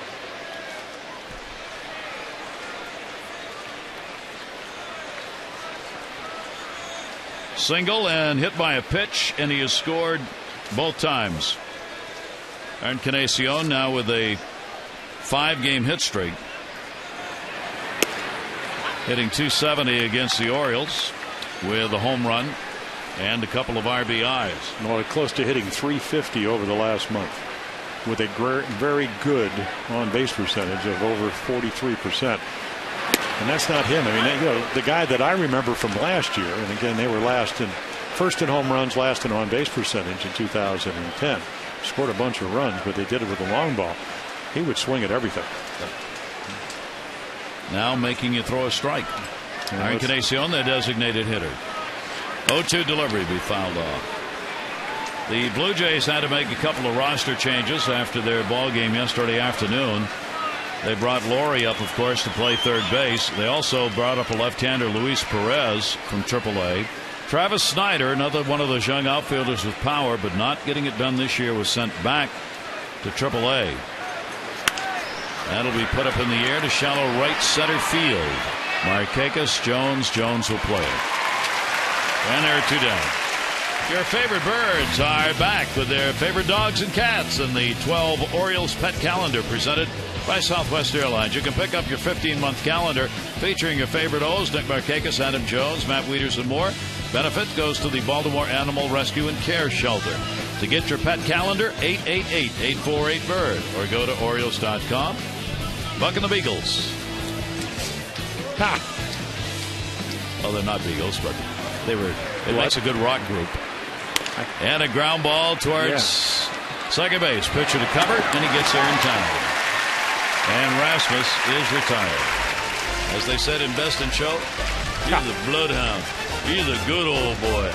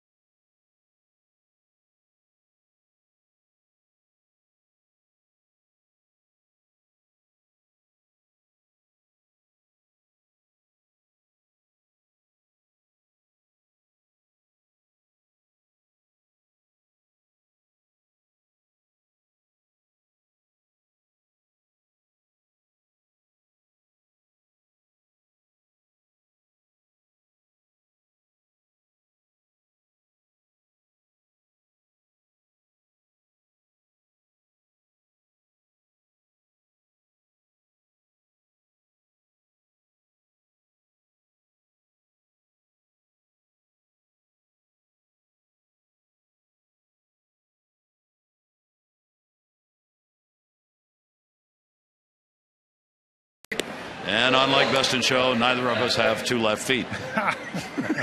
And neither do we walk dogs. I'm looking for the bee costume myself. Welcome back here. How about, Tommy Hunter gets his first start of the year, and for the Orioles, what'd you think? I thought he threw and he didn't pitch. And when I saw him last year on his way to 13 wins, now they got him a lot of runs. Almost averaged 7 runs for him, but he's a pitcher. And today he was in the middle of the plate. Again, I think that when you haven't started at the big league level, maybe you come out a little bit overamped. A lot of balls in the middle of the plate. And again, the Jays did a good job of hitting them. And for the Orioles, now all of a sudden your guy gives up 4 runs. You certainly can score 4 runs off of Brad Mills or the bullpen, so get going. Orioles have had over 4 runs, about 4.5 runs a ball game against the Jays this season, and the Jays 4.7. That's how close these teams have played one another. Yeah, and what the Orioles are going to have to do now that Koji Urahar's down in Texas, they're going to have to figure out how we're going to use the bullpen, and tonight they're going to have to get a good appearance, and Patton had 1, 2, 3 innings, so that's a good sign. That's how beautiful a night it is as you take a look at the moon making an appearance. Cesar Izturis will be leading it off for the Orioles. He grounded out on a real fine play made by Lind at first base. Is he back at his first game coming off the DL? And the Orioles, as we said, couldn't have come at a better time needing him with J.J. Hardy out. Again, we remind you, Hardy is not on the DL. He was examined by a doctor for the high ankle problem, and there'll be a report after the game And Chris Davis not playing tonight, came out of the lineup at first base. We don't know why. So a couple of the Orioles whose ability to play right now is in question. Davis, and a strike on the outside corner. So Mills will get his 4th strikeout of the ball game. Yeah, the big slow curveball, very effective. And again, Torres not getting a lot of work at the minor leagues to rehab coming in here. Big, right on the top of the strike zone. I think Cesar probably thought I was a little bit high. The only guy that matters, Brian Knight tonight, doing the umpiring behind the plate, calls it a strike. Here's Robert Andino in that leadoff spot. He is walked and grounded out. Andino getting the start in that top spot in order to do what he does against left-handers, and that's been pick up a lot of hits. 271 overall in the season. Andino playing shortstop for the 21st time this year with Hardy out of there. Bautista, and he's got it. Let's take a look at our PNC Minor League Report, brought to you by PNC, for the achiever in you.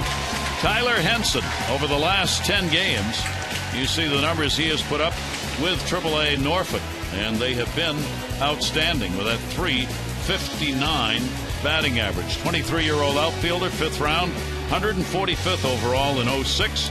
Played 10-plus games in each of the outfield positions. And some good numbers as the Orioles take a look at work in the outfield for him. Interesting before the ball game in that regard that Buck Scholder was talking about Chris Davis, who was in the lineup at first base, and he was asked whether or not Davis at first, maybe Brian Roberts coming back at second and Hardy at short, whether that was the look of the future. Back in center, and it'll be played by Rasmus. The interesting comment was, he said, no, not necessarily. Davis can also play in the outfield. That gives us some options as to what we do personnel-wise.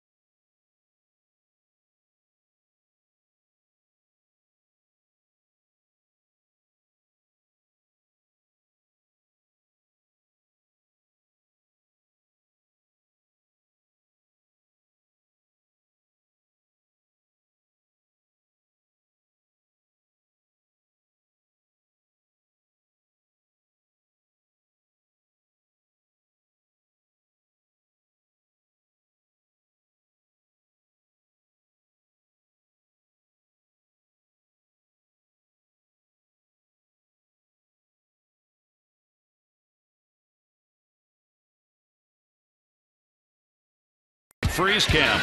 The attempted steal, Hill. Ball there in time. But he bounces around the tag of his Torres on the front side of the bag while the runner was at the backside. And Wieters got it there, couldn't get the out. Coors Light Freeze Camp brought to you by Frost Brewed Coors Light. That goes. We want those guys out. We want them out now. And they usually are. Troy Patton, second inning of work. Hill, Arancibia, and Laurie. Hill has had an RBI and a fielder's choice. He has singled and scored. So he continues to be a pain in the side of the Orioles this year. This one to Jones in center. It's carrying. Gets back near the warning track. Well, that's part of pitching. You shade him a couple of steps, you pitch him away, and then you hit it into the teeth of your defense. And the good news, it stays in the ballpark. But Adam already 2-3 steps, so the ball hit pretty well, pretty routine for a guy like Adam Jones. Orioles opening up a long homestand, this 3-game set, part of a 10-game homestand. They have the White Sox coming in for 4 and the Tigers.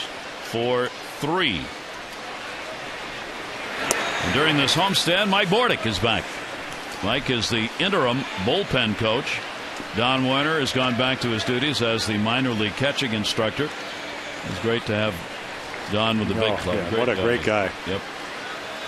Hard worker and a good man. It was kind of interesting when we were in Kansas City. Art Stewart, who was their director of scouting back in 1969 when the Royals were kind of coming into being, Don Werner said he left his scouting card when he lived in Appleton, Wisconsin, growing up, and he said, "Boy, what an exciting thing! You know, hey, this." That's a fair ball. That's Bell. He's got it. Oh! Reynolds at first base, and Bell combined for a major league out. Yep. Double written all over it until Josh snares it. There you go, way off the line. Nice play right here. You don't get to see this arm very often. And then, oh, there you go, Mark Reynolds. And then he goes into his windup. Oh. How about that snag? Great play on each side as they combine on the corners, and the Orioles get the second out of the inning. Brad Loree, major league debut with a single and an RBI in his first at bat, and grounded out. So Loree's now in. He is part of that hoped-for future for the Jays, as they intend for him to be their third baseman now and for a long time, they hope. 0-1 delivery to him. Loree takes it away. We mentioned he is from Langley, British Columbia. So it's a big deal for that reason as well. Not only is he really good, but he comes from Canada. It's the first time since 2000 they've had 2 Canadians on the same 25-man roster. Mark Teahan, who's with the club, is also Canadian. Yeah, they were talking about it as the most anticipated professional athlete to come to Toronto in years. Yeah, he's got the numbers. Here's the 1-1 delivery to him, and a breaking ball in for a strike. And a good one. And he plays hard. I mean, this is a guy, he is in the Pedroia style of baseball. Everything is hustle. Everything is just go to the wall every game, every time, and that's the way he plays. And he brings an energy to the ball club. Yeah, as I mentioned, he came up as a catcher and figured it would be a quicker way to the big leagues if he moved to second base, and that's where the comparison to Dan Uggla, who, you know, hits home runs now. I don't know if he still has that 25-game hitting streak, but a guy that usually hits 30 to 40 home runs. I don't know if Lowry's going to do that quite yet, but he's that type of player, kind of very compact. See, and got him. Good pitch right there by Pat to get the strikeout. He retires the side in order. That's 6 in a row, helped out with a great D of Bell and Reynolds.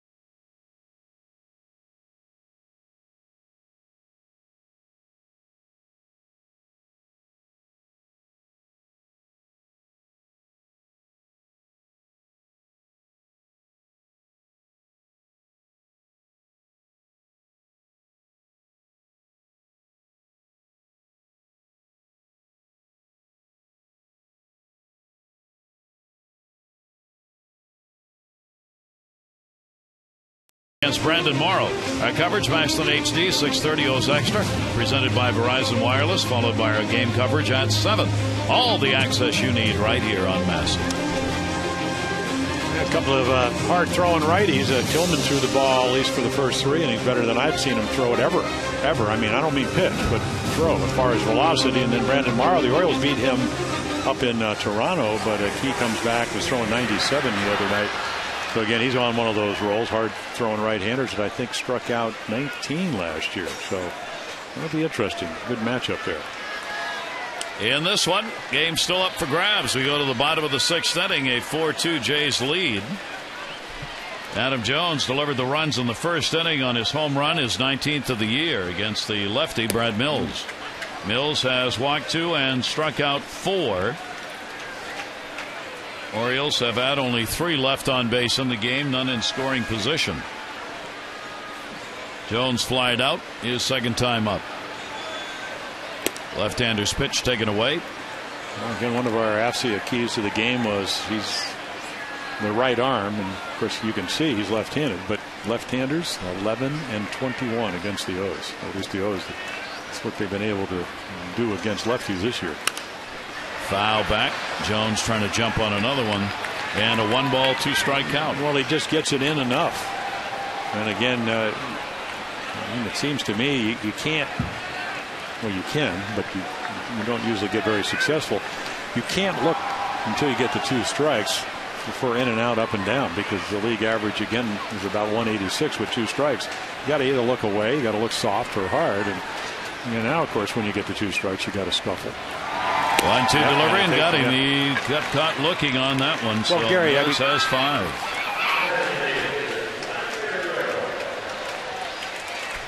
When's the last time you've seen a kid or anybody have that kind of curveball? I mean, he's doing something that you don't see very often. Again, you talked about trying to pick the ball up. How many guys have 12-6 overhand curveballs anymore? It's a hard pitch to throw over. When you do, one hand, right? Yeah, exactly. And all of it, he didn't throw a whole lot of them the first 3-4 innings, and now all of a sudden he's got it into the repertoire. And a pitch is up high. Here's Vladdy, who is flied out and get into a double play. Guerrero, 314 with a home run, 3 RBIs against Toronto this season. The left-hander has held him down. Here's the 1-0. The Orioles actually have a batting average against lefties better than righties, 264 as opposed to 253 off the right-handers, but they haven't been the key hits and they haven't been the extra base hits. The slugging percentage goes down. You don't usually run as much against lefties, with some exception. Here's the 2-0 delivery, and that'll be way up high. The slugging percentage against righties for the Orioles is .410. It is .401 against left-handers. On base percentage actually a little better against the left-handers than right-handers, but it's not converted into runs. 3-0 delivery. Guerrero, he's taking all the way, and it's in there for a strike. Of course, the one thing that 11 and 21 record doesn't tell you is, okay, who did he pitch against that night and how'd they pitch? I guess we could probably pretty well. No, I mean, we probably could go back and reconstruct that. Those who pitched against the Orioles left-handed pitched pretty well. And how about that? Vladimir Guerrero gets a walk. That'll be his 13th of the year. And our game flow brought to you by Subway. Tonight the Orioles the early lead on the Jones home run, but the Jays got right back with 2 in the 2nd and 2 more in the 3rd, and a 4-2 lead is where we are. Mark Reynolds, runner on. He has struck out and singled. 3rd walk surrendered by Mills in the game. Turns that pitch over, and it's outside for a ball. The great thing with Mark, you're one swing away from tying this game up. And JP Arancibia out there, that changeup well off the plate. I mean, the one thing when you look at Brad Mills, a lot of lefties will kind of morph into being a soft thrower because you sign early. Maybe you have Tommy John, maybe you have some kind of shoulder problems, but this is the way he's always pitched. So you got to give him a lot of credit. I mean, it's kind of like rappelling when you jump over the cliff. You're hoping the rope pulls. Well, if you're left-handed and you throw 86, you got to have a lot of guts to go out there and finesse your way through it, and it can be very effective. He'll be up high with that pitch, trying to get Reynolds to go after it, and he wouldn't, and a 2-0 count. That, of course, is the other thing Mark Reynolds has done this year. 58 walks. He is 9th in the American League in free passes. And with people on, and especially in scoring position, he's come through. 2-0 count. Over the top and will miss down low. And he falls behind Reynolds, 3-0. And they are scurrying around in their bullpen because John Farrell knows. You get into the middle innings, you got a rested bullpen, especially the middle of it. There's Perez. He just got called up again. He's been up and down this year. Left-hander. Here's the 3-0 delivery, and it's taken, and he walked it. So 4 walks in the game, and 2 of them here to the least likely in terms of Guerrero and Reynolds, who would like to swing if you give him a chance. They're both on. Yeah, former catcher, longtime pitching coach Bruce Walton will come out. He didn't like what he's seen. They got him a 4-2 lead in the third. He walked the first 2 hitters. Come on. Yeah, well, I mean, what he's saying is basically, okay, hey, let's get back to what you need to do to bring the ball down in the zone. And for me, because I was right-handed, but I had a similar windup, it's about getting over that front side. So do I have to stay back a little bit more? Do I have to cut my stride? I mean, that's one of the things that experience allows you to do. Hopefully make a quick adjustment. The Royals would like to make an adjustment. They like to get an extra base hit here. So Matt Wieters with only 1 away. Matt hitting .301 against lefties, .240 off righties. 0 for 2 in this ball game. 1 home run against the Jays this year and 3 RBIs in the 9 games played. And Wieters, that's going to get away. Vladimir Guerrero is going to try and go. No throw. That'll probably be a pass ball. Should be. Doesn't really matter because the Orioles move up, but again, it's a ball that looks like Arancibia should have flagged down. I mean, look at the changeup, circle, changeup grip. Yeah, you got to catch that ball. He doesn't. Good base running right here. You could see the hesitation, but the minute it gets by him, Vlad's off and running. Good play, Guerrero, and that's a big one. Obviously, Jays were looking for the double play ball. Now the potential tying run is at second base. Here's the 1-0 delivery, and Wieters on a slower than slow 1-1.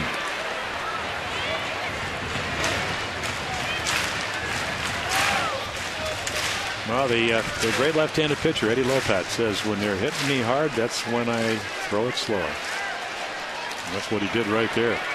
Take that timing away from the hitter. Here's the 1-1 delivery on the way, and that's going to bounce away. But runners will go nowhere. Good play that time by Arancibia. Yeah, it seems like he's pretty adept. He had a number of those pitches in the series up in Toronto, and in the curveball, I think it's going to maybe have it from the lefty, maybe a little right to left break. Try to just keep it in front of you.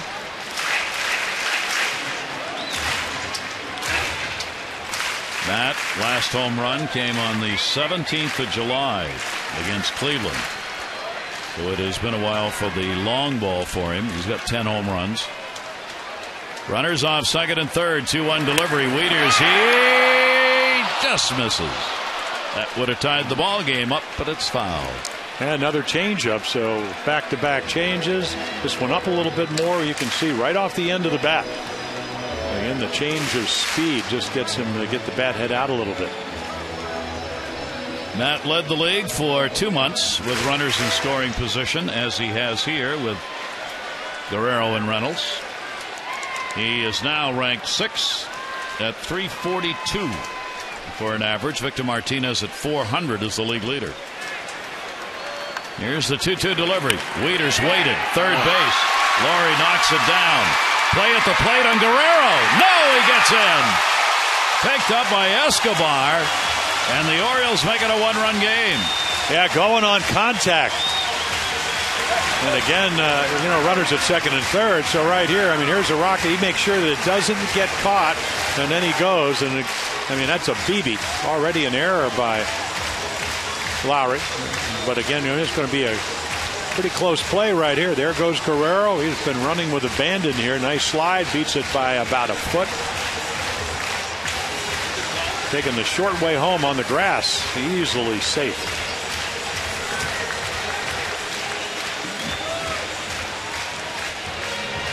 So Guerrero gets in. The RBI will be credited to Wieters. It's a 4-3 game, and they've knocked the starter out.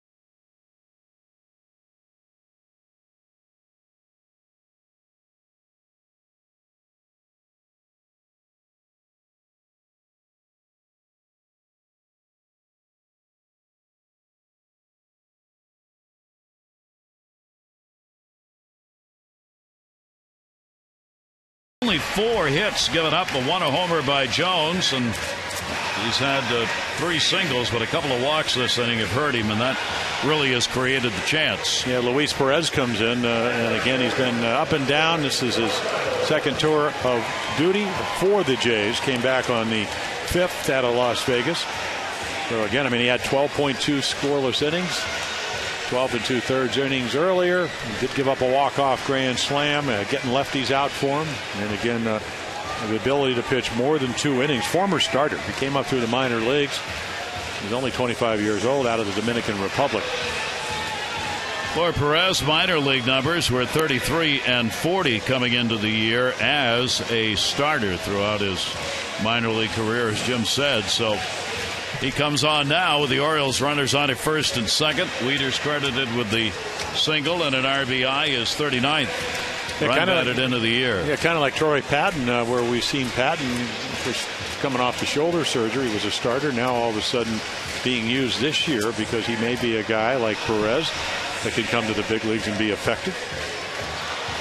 Had not appeared at the major league level prior to this season. So the rookie comes on, and Nolan Reimold will come up. Reimold has reached on an error, and he has flied out. Laurie down at third base in his major league debut has had an interesting one. He's been charged with an error, and on that last play was one that kind of ate him up a little bit. The defensive play down there has been tough for him.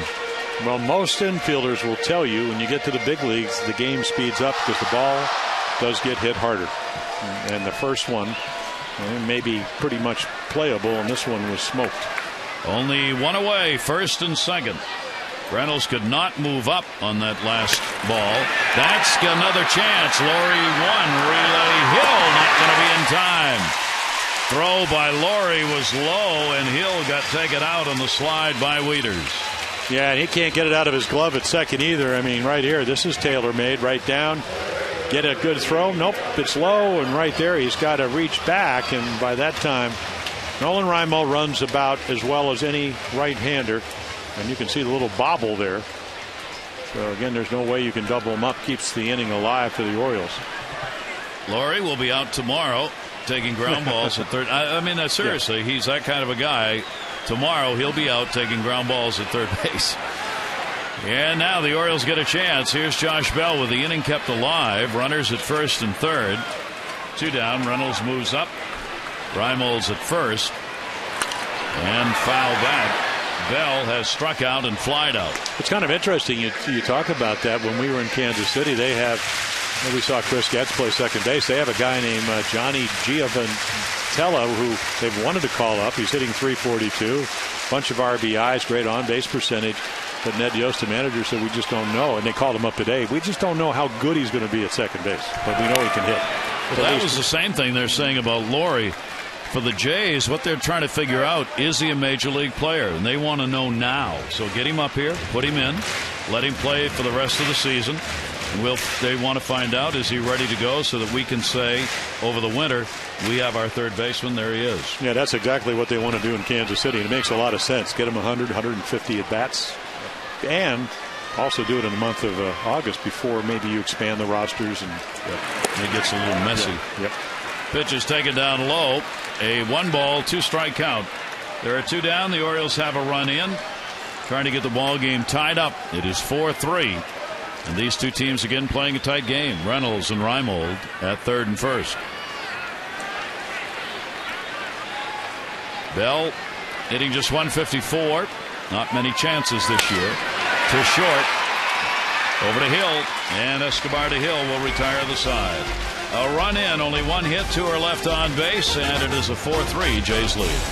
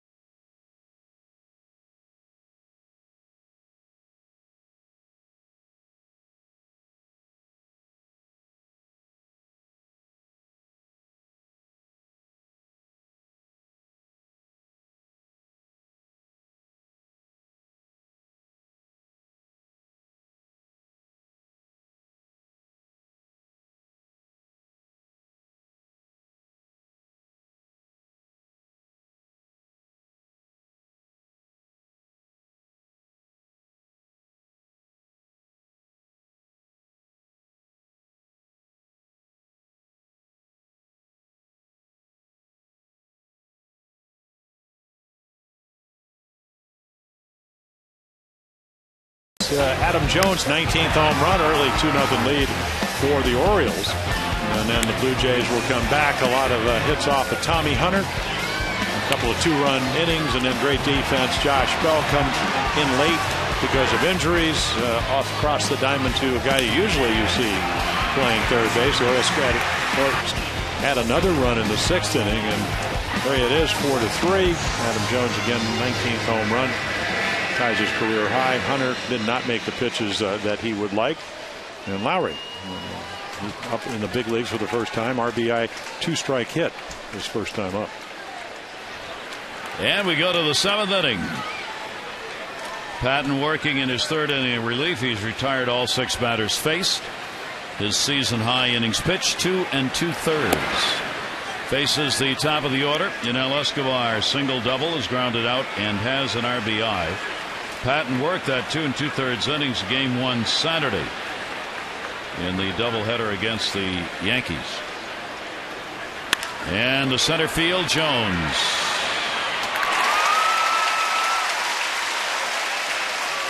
.2110 Utah Street, presented by Southwest Airlines, returns to Camden Yards Saturday, August 13. The Birds Tigers. One low price. Reserve Utah Street bleacher seat. 2110 Utah Street t-shirt. Space is limited. So join Nick and Adam. 888-848-BIRD, Orioles.com. That's for August 13, Saturday for 2110. Yeah, you get the t-shirt. You get to see the Tigers play, leading the Central by a couple of games over the Indians. But the White Sox, you just don't know about them. I mean, they're 6 games back. Are they in it or are they not? 1-0 delivery on the way. Ozzie Guillen wants to go to Florida, apparently. Oh. Publicly talking about managing the Marlins. Well, I had him fired last night. I didn't get him fired. All I said was, remember when Steve Stone, when we were in Chicago, said it's all about filling columns? Yes. Ryne Sandberg, manager of the White Sox. That would fill some columns. It would fill some columns. And go on. I mean, he's I'm thinking he's AAA Philly. Right, and they're he's winning. On the outs with the Cubs, so he's probably not going back there because he was really mad he wasn't selected as manager. Here's a 2-1 delivery. Paid his dues, Hall of Famer. Yep. And I was just talking about Florida. Right. Well, he did sign a 1-year extension, but he did say if they don't want me. But Ozzie says a lot of things. Yeah, exactly. And stays. Well, we'll see. Well, World Series will do that, yeah. 3-1 delivery on the way and a big cut by Eric Thames. He's had a single in 3 times up. The Detroit Tigers trying to win that Central Division. Once again, the wild card's probably going to be the Yankee Red Sox loser of the division. Right now they're tied for first, so that means they're also tied for the wild card. And the Angels are 8 games out in the wild card race. That'll go to third to Bell. He's got it. But they're very much in the American League West race. Yes. You got to think, I mean, the Rangers have made acquisitions. They've bolstered their pitching staff and Mike Adams and Koji Uehara, that the Angels are going to try to do something. Well, the thing the Angels really can look at and smile a bit is that Texas had that tremendous run of wins, and they're only 1 game ahead of the Angels. And they do, I think they play each other 9 more times. So, Texas is a powerhouse. Yeah. Ooh, tough team. Angels play that real solid Mike Scioscia National League style baseball. Well, they pitch about as well as anybody in the American League. And it's been a very interesting last 2 months of the year. Jose Bautista. Bautista's 5th in average in the league. First, of course, in homers and 9th in RBIs.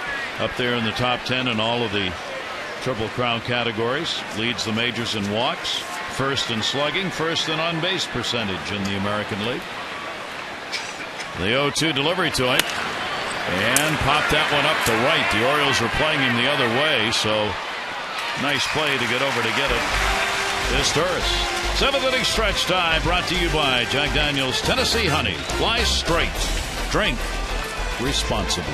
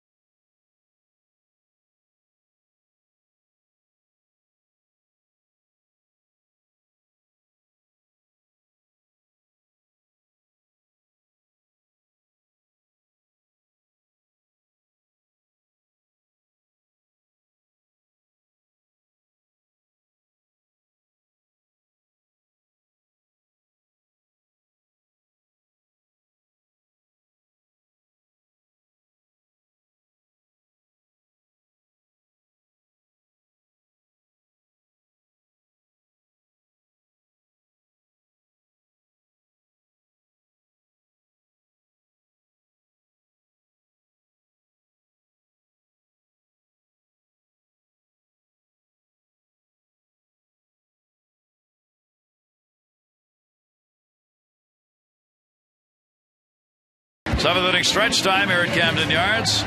With Jim Palmer, I'm Gary Thorne. Troy Patton has now worked his longest outing, 3 innings, retiring all the batters that he's faced. Pretty effective. What happens to Troy Patton? Where's he go? What's he do? I think he does exactly what he does. I mean, he can throw strikes. He has a good breaking ball. He needs to work on the changeup. And again, he's given this team, when we talk about the Orioles, a chance to win. And, you know, against the Blue Jays, you talked about they blew, the 10th, 11th, 12th inning. Who's going to close for him? John Roush? Well, we know he's got pretty good stuff, so it's anybody's ball game the way I look at it. And, you know, the Orioles, Greg got a tune-up inning last night. Same with Jimmy Johnson. So, again, it's an interesting ball game here. And Patton, as Jim said, has the opening now with Koji Uehara gone. You got to find that maybe the bridge guy or the setup guy to get you to Kevin Gregg the closer. Well, you know, a lot of times, can he get lefties out? He's getting both of them out, lefties and righties. That's a good sign. All right, he's done a good job. He's held the Orioles in. Now the offense is going to go back to work here in a 1-run ball game as we go to the bottom half of the 7th inning. See if the Orioles can get the numbers and get the lead back they had in that first inning. It'll be Cesar Turris, then Andino and Markakis due up for the O's.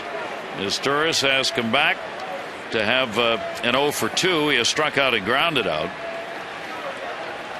Luis Perez on in relief. Brad Mills, the starter. charged with the 3 runs the Orioles have on 4 hits in 5 1/3 innings. Perez came on and got the final 2 outs in the 6th inning on fielder's choice plays. And his Torres will take the pitch down low. And the 2-0 count. Orioles have picked up 4 walks in the game, surrendered by Mills. They've only been able to put one of them across. That was in the 6th inning on Wieder's RBI single. Jones, the 2 RBI homer, the other 2 runs. 2-0 delivery as Torres will take it for a strike. The offense for the Jays tonight. Escobar's had an RBI double. Rasmus an RBI single. Hill drove one in on the fielder's choice. And Brett Laurie, the debut at third base, first at bat, an RBI base hit. 2-1 as Torres chops it to first. That's a fair ball right over the bag. Bautista, that is generally at least a double, but Bautista was playing in and almost on the right field foul line. Well, it's a combination of obviously you got a hard thrower. Perez throws about 94. You're kind of playing the line. You can see Lynn, but he's not covering the line. There's no reason to do that.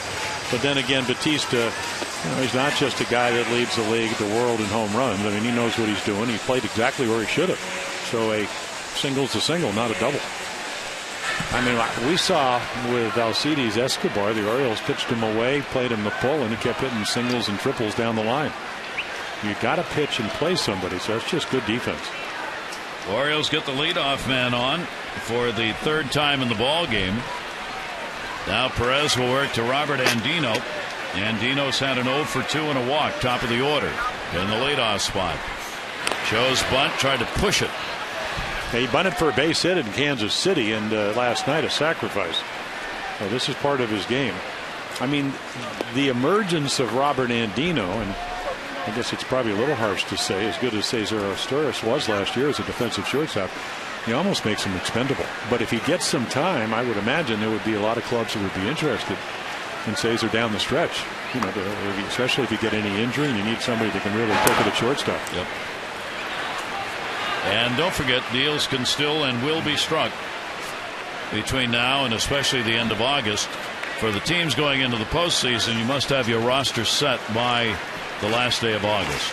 So deals for teams that are going to the postseason need to be done by then. Again, the throw over. Now to get his Torres back. Litch up in the bullpen. Jesse Litch, a starter, working out of the pen. He's had injury problems this year. He's healthy now, though. I ran into him today. I said, well, how they use it? And he said, well, I can start, I can relieve, but I think I'm going to be relieving. And there he is. 0-1 delivery is going to be inside. You can almost see Andino leaning. He's trying to get that ball between first and second base, where they give him the hole. Hill has moved over towards second, and Andino's looking at that truck lane. Yeah. And he'd like to drive the ball right there. Yeah, we talk so much about that being the lane that you can use as left-handed hitters. Right-handers can take advantage of the two.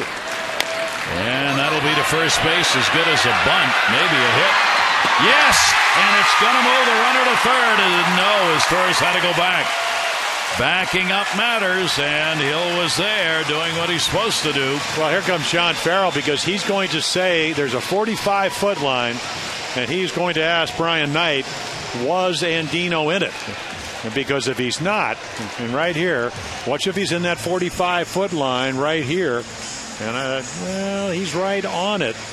And I'm sure John's reasoning is that basically, otherwise you don't give an avenue or a lane for a pitcher to catch the ball, and he's making a very valid point. This is lucky that he chopped the chalk. Yeah, exactly.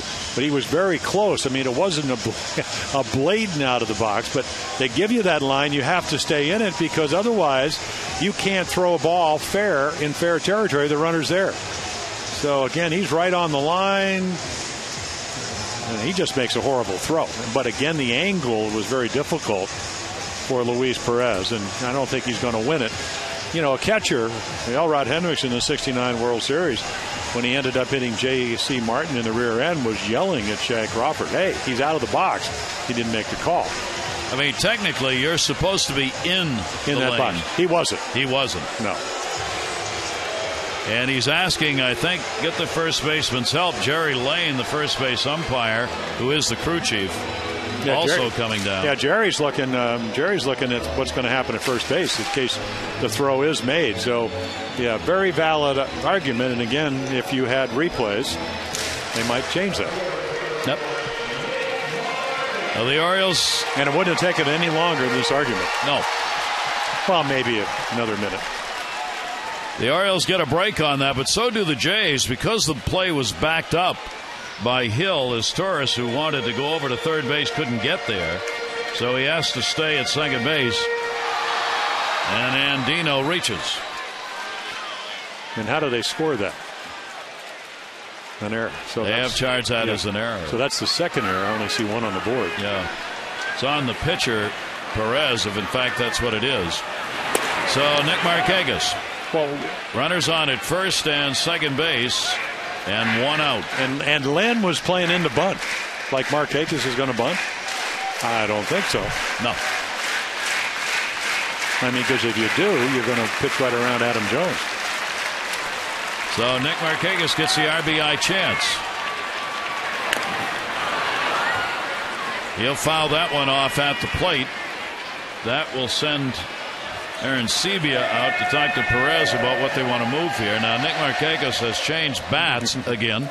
Nobody changes what he does at the plate more than Nick to make adjustments. Yep, he's back. You watch, I thought he's choking up again. Yep.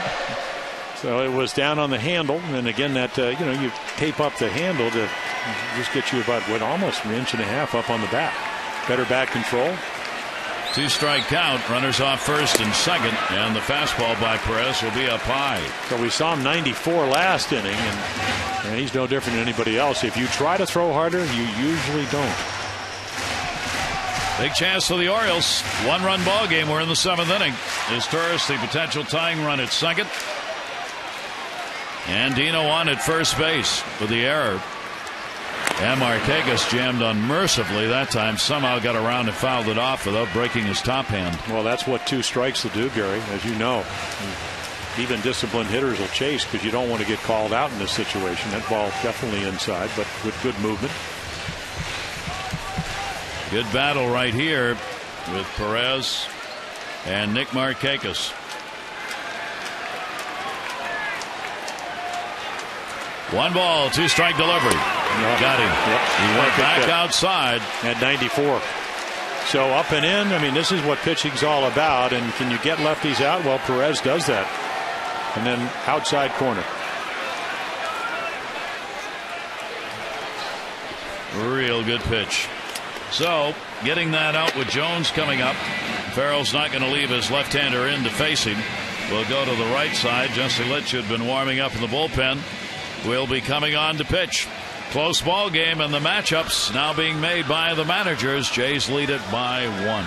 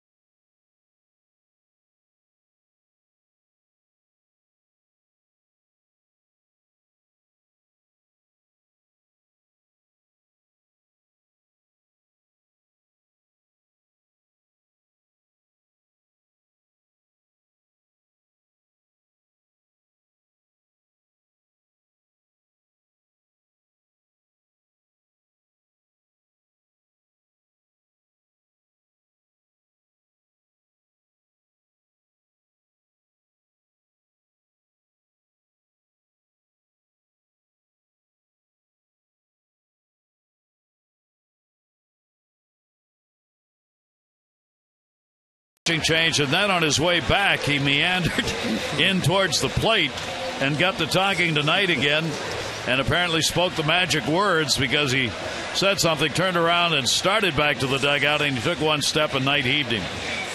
He's still talking about the runner Andino being out of the baseline going down to first, which he probably was. And you don't think somebody didn't go up and look at the videotape and tell him. So again, I mean, obviously in a one-run game, pretty critical play. But then again, Perez gets Markakis out, and this play we're talking about, you need to be in that box. He's not right there. You make the throw. What do you see? You see his rear end in fair territory. Should have been called out. The runner would not have advanced. Huge play in this game. Well, and even more so if the Litch can't get Adam Jones out, and Jesse Litch, again, those are his numbers, but what he's done this year, he came up as a starter, 10 games, 8 of them in the righties, 12 out of 80, 150. So Perez, good numbers against left-handers. You get Markakis out. This is your matchup, guys, against the tough righties. Well, Litch will go to work here. Jones, runners at first and second, and one away. Jesse Litch and a fastball. He'll miss with that one up high. Jones 2 for 6 off Litch. One of those hits, a home run. Yeah, a lot of movement when Jesse, he's had all kinds of, he was on the DL early with shoulder problems. He's had elbow problems. 2009 won 13 games for him. So he knows how to pitch, can throw a lot of strikes with movement when he's right. Here's the 1-0 delivery, and he got Jones to chase the one that's up high that time. 1 ball, 1 strike. I mean, 90, he can sink the ball with the best of them, and this looks like everything cuts or moves or whatever.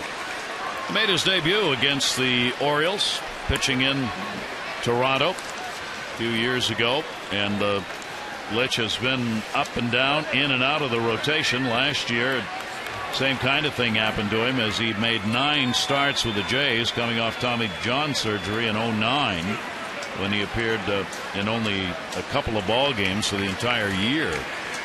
1 ball, 1 strike count. Runners off first and second. Jones will take it down low, and Aaron Sebia on his way out. 2-1 count. Well, as a starter, and you go look at the minor league numbers, and I think that's one of the reasons before the Tommy John he got to the big league so quickly.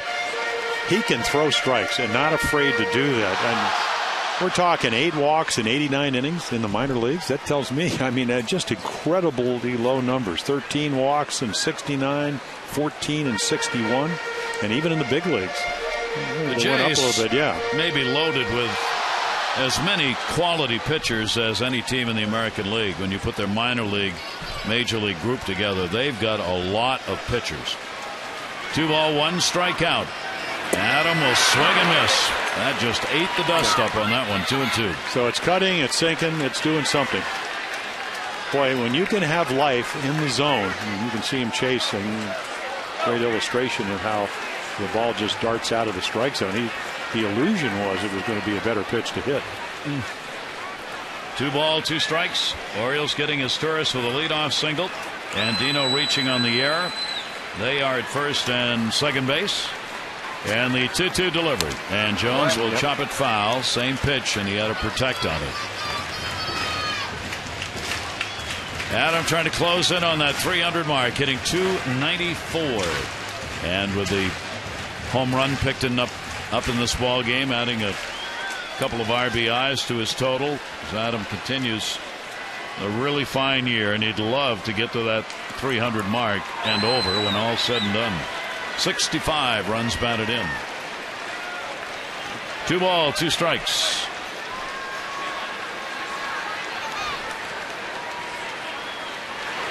And he got him. He went a little further away and gets the strikeout. Will now make it 12 for 81 righties against Litch. A great curveball, hadn't seen it, executed well. Again, illusion, the one pitch before is going to be a strike. It's sunk. This one's just a big curveball that veers out of the strike zone. And Vladimir Guerrero. Vladdy's 1 for 6 off Jesse Litch. That hit, a home run. Guerrero, with the 8-game hit streak, he has not extended it, going 0 for 2, and has drawn a walk. He scored in the 6th inning, and the RBI picked up by Wieters. 2 down.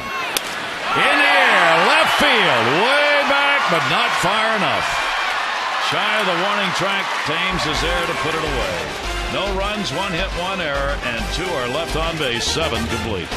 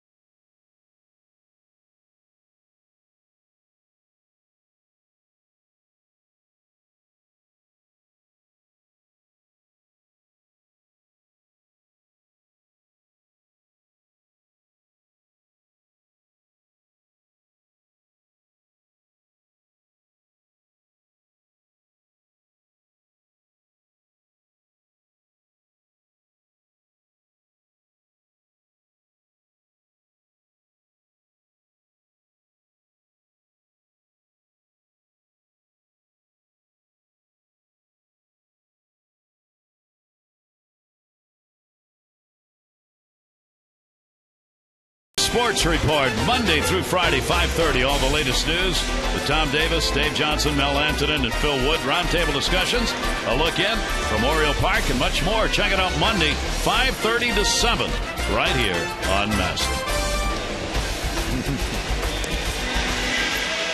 Good ball game underway. Toronto 16-21 in one-run ball games, and the Orioles 14-9. And Patton has gotten the job done. He's retired all 9 batters he's faced. This is the longest outing of the year. 2 2/3 previously. He goes again here in the 8th. Yeah, you would think that maybe it's going to be Lynn, and then with a couple of, well, you got 2 out of the next 3 hitters left-handed, but as you mentioned, what, the longest stint to 2 2/3? Lind has finally been held down in this game against the Orioles with an 0 for 3. The left-hander to be followed by Encarnacion and Rasmus. Left-hander Patton with a 1-0 count. Runs bunched up for both teams in this game as the Jays got theirs, 2 in the 2nd, 2 in the 3rd, and the Orioles in the 1st inning and another in the 6th.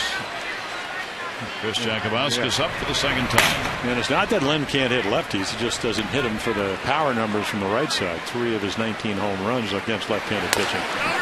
Down to first and foul. 274 off lefties, 278 off righties for Lynn, average-wise. Having a really strong season. Well, he drives the ball all over the field. You know, the walk-off up in Toronto off of Koji Uehara, he pulled that, but he can go to left center with the best of them. 1-2 delivery and a off-speed pitch that fooled him, but wasn't in the strike zone. Yeah, big curveball. You can see Matt Wieters sitting away. He just doesn't quite get on top of it, so it spins and stays inside. Here's the 2-2 delivery to him, and he just gets enough to foul it off. And there was the good one. Linda's been in a bit of a funk. There you see the longest outing. Linda had an 0 for 22 going until yesterday. First at bat at Tampa Bay, picked up a base hit. They ended up with 3 hits, 3 for 6 in the extra innings. So we get out of the 0 for. Here's the 2-2 delivery. Reach for it towards the middle. It's going to be a tough play. Is Torres not in time? A little roller that didn't have just enough on it as far as Lynn's concerned, and he's got a leadoff single here in the 8th inning.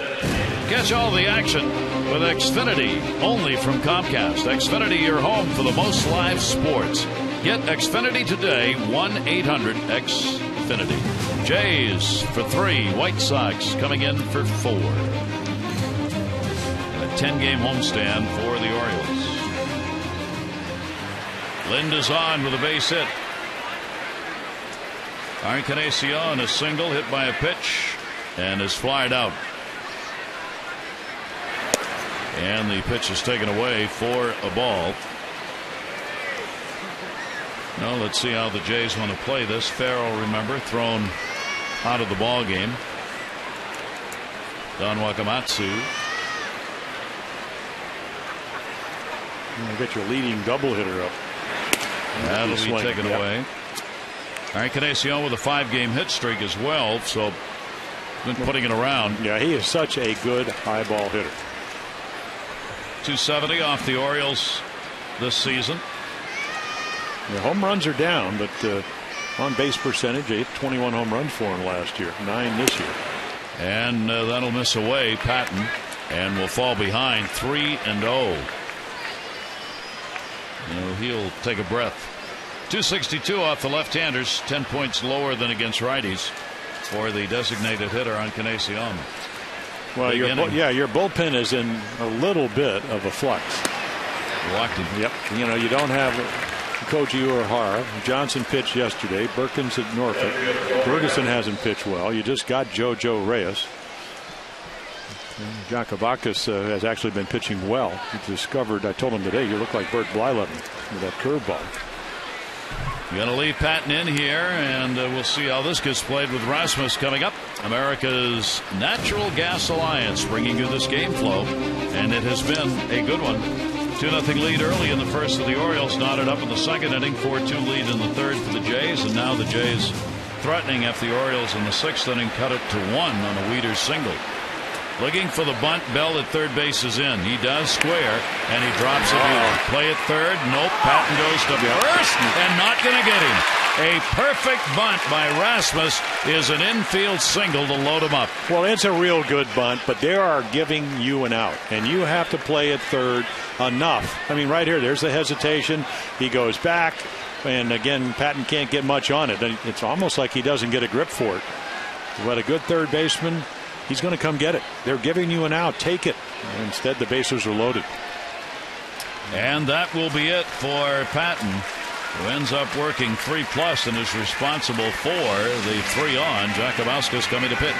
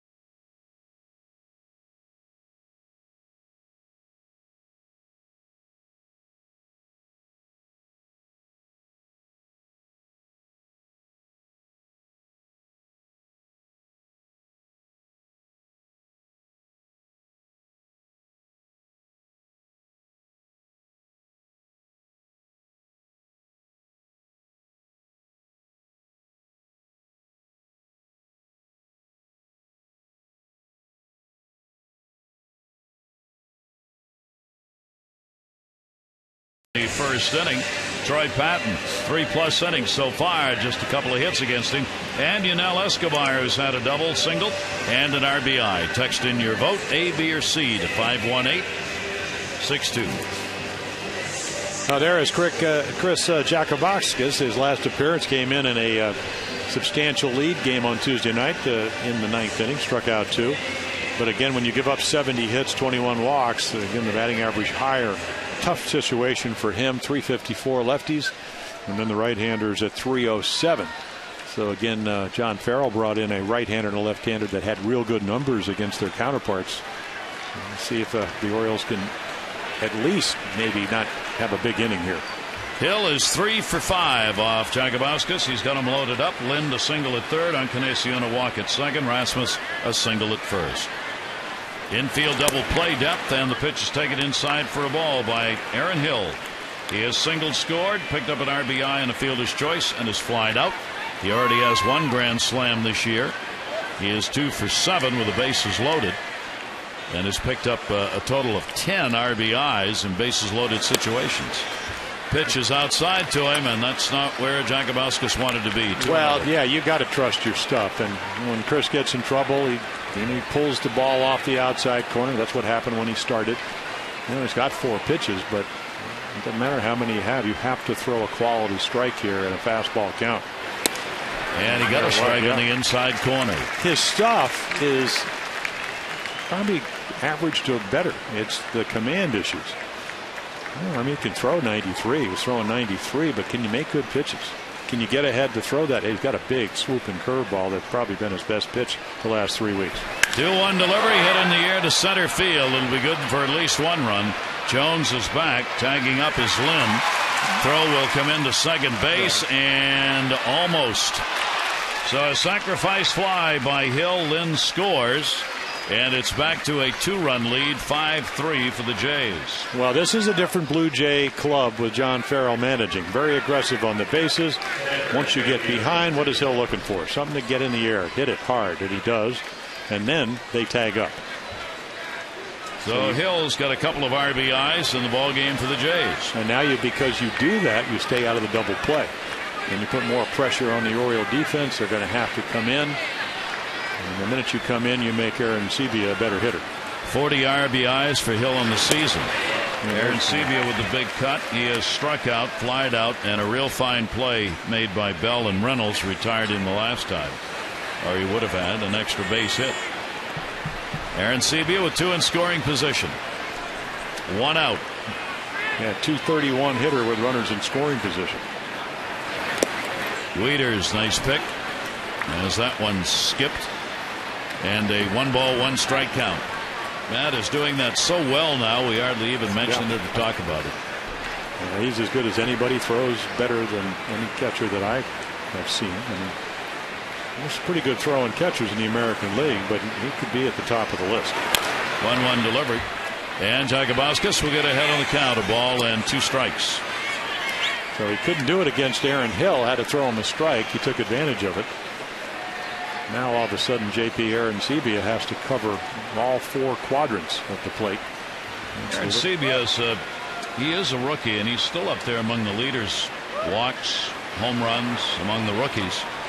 Some pretty good numbers. Here's the 1-2 delivery to him, down low, again blocked. Well, there's a good take.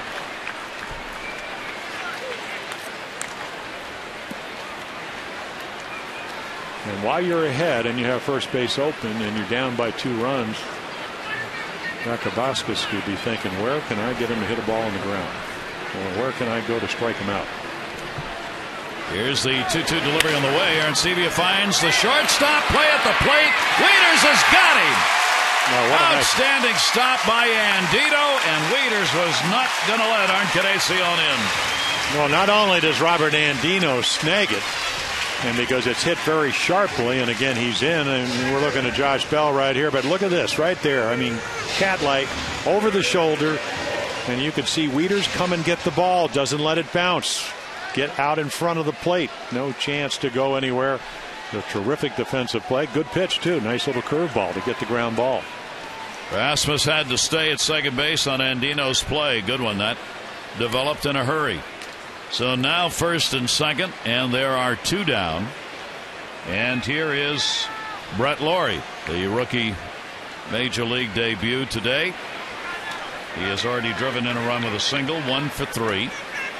Runners at first and second. And Lawrie will take the pitch down low for a ball. 5-3. Toronto on top. We're in the top of the 8th inning. 5 runs, 10 hits, 2 errors for the Jays. 3 runs, 5 hits, no errors for the O's. He took that curveball like he knew it was coming.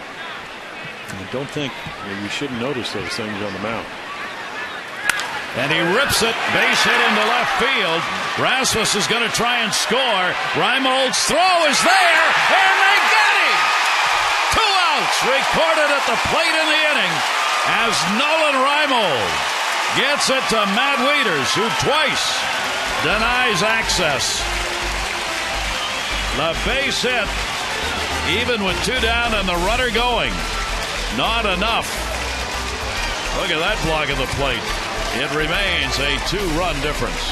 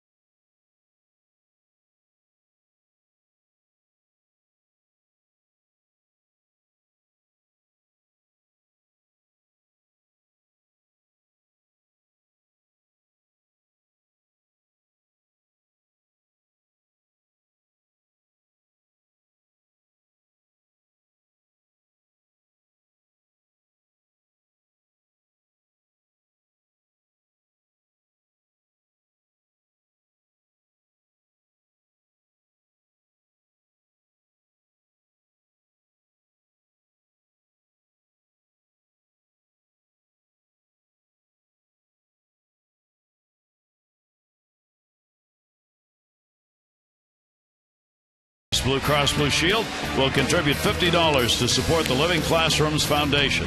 To date, 311 walks, a total of $15,550.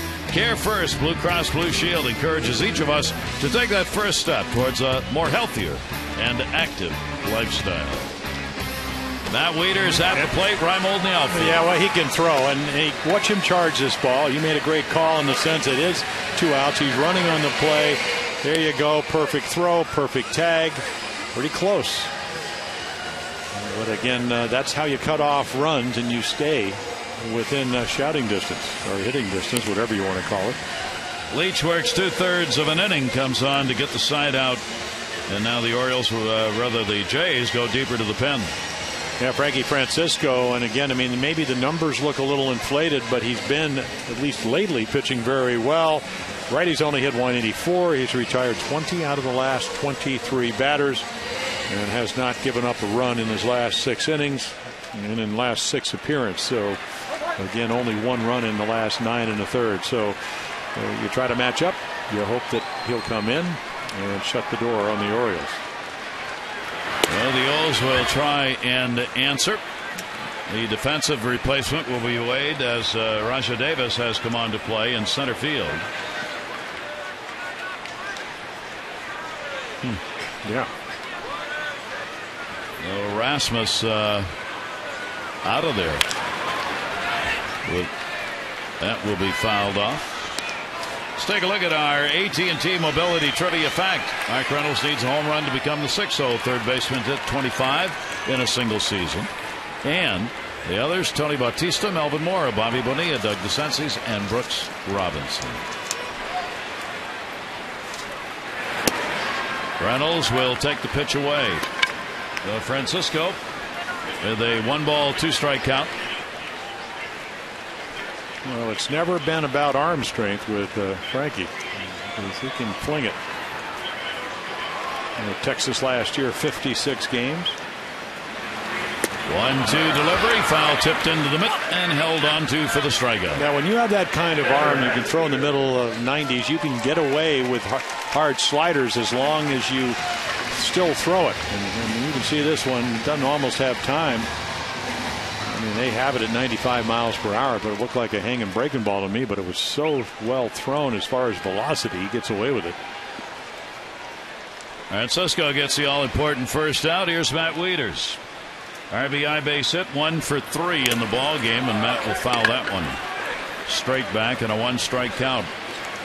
That one right off Arancibia, top of the mask. Well, the Orioles, that's a big run tacked on in that 8th inning. Leadoff single by Lind helping to create it. The Orioles getting 2 outs at the plate in the 8th. Well, but Showalter's defense has held up tonight. Those are so important because you get a guy on, and Francisco has trouble with lefties. In the air to left center field. Thames is there, and that will retire Wieters. Not easier to come back with get a guy on and have somebody hit one than to be 3 runs down. And that's what the Reimold throw did. Do you think Rajah Davis came on as a defensive replacement for Rasmus?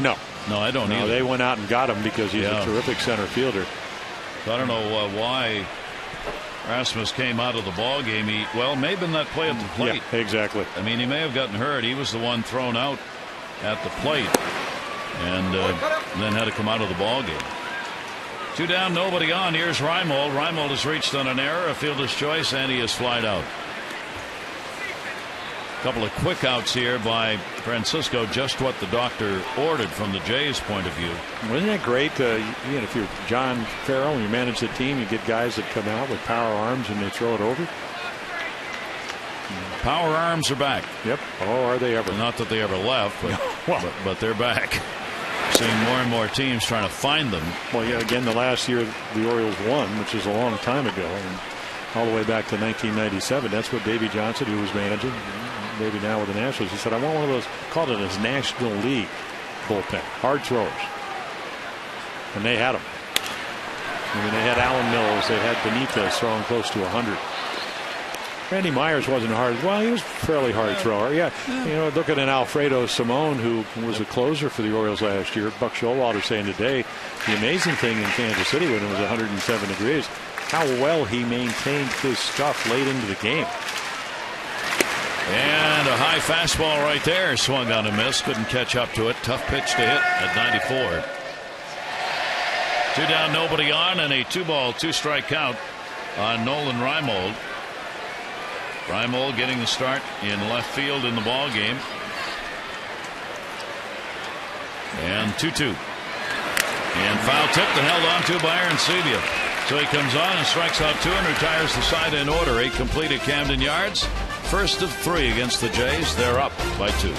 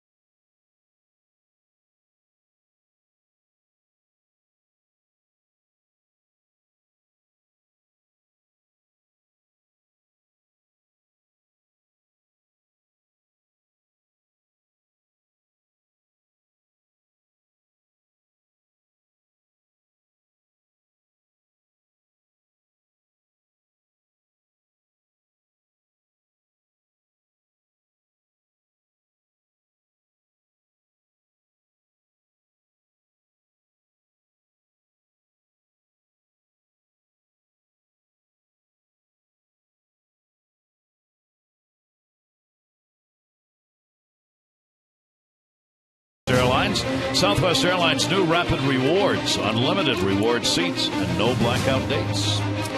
Gary Thor, Jim Palmer with you here at Camden Yards, where the Orioles have 3 outs to work with. But first, Jagabauskas try and get the Jays out of there without adding on any more in the top of the 9th inning. Each team is stranded 7. And a chopper to second base. His Torres perfectly positioned. And the leadoff batter, Escobar, is retired with a 2-for-5 night so far.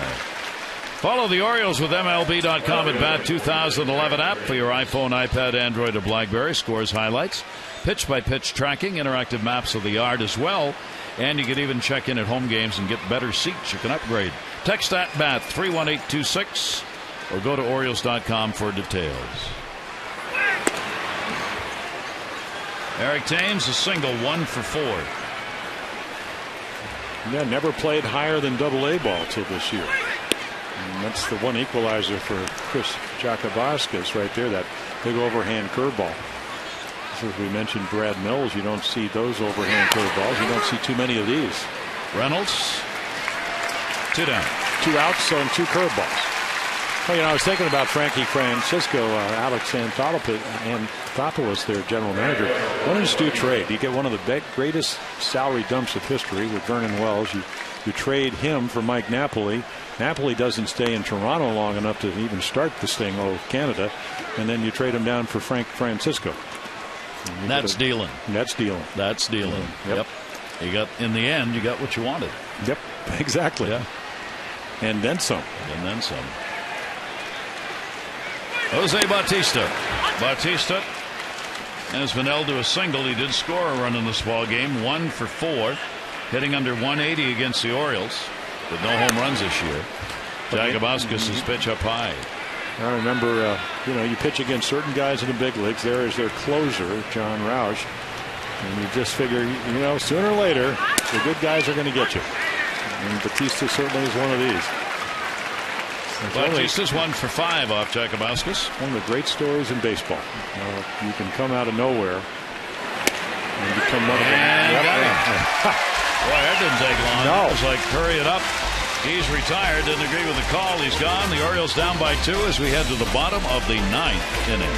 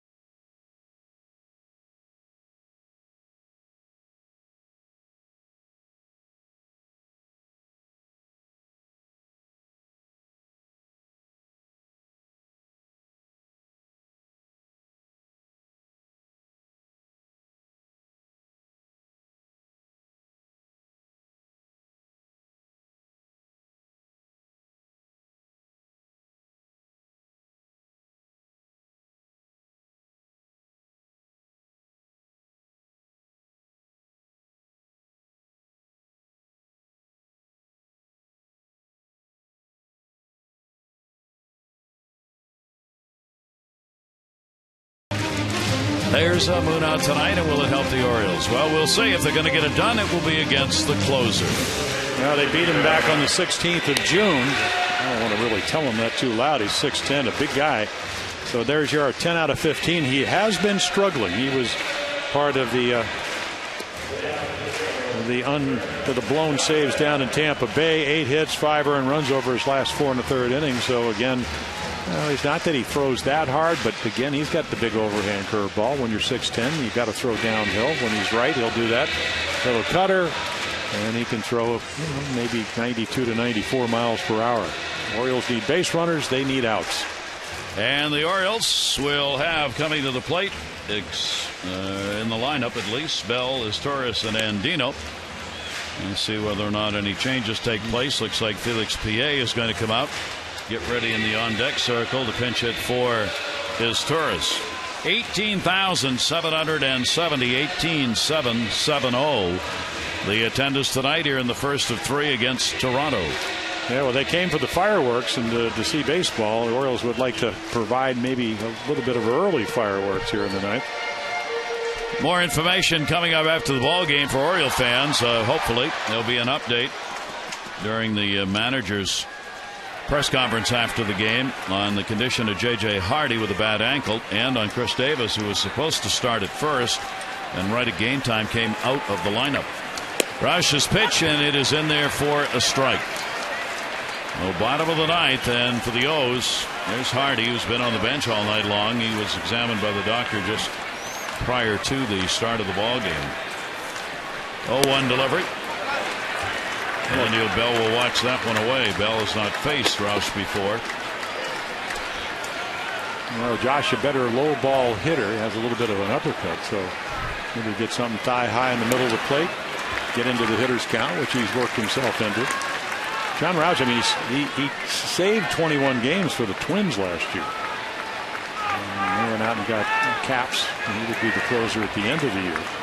So he's comfortable and familiar with this role. 2-1 delivery and a grounded to short. Escobar and the all-important big first out in the ninth inning, one away. Let's update you on the voting for the AT&T Player of the Game. There are the results so far.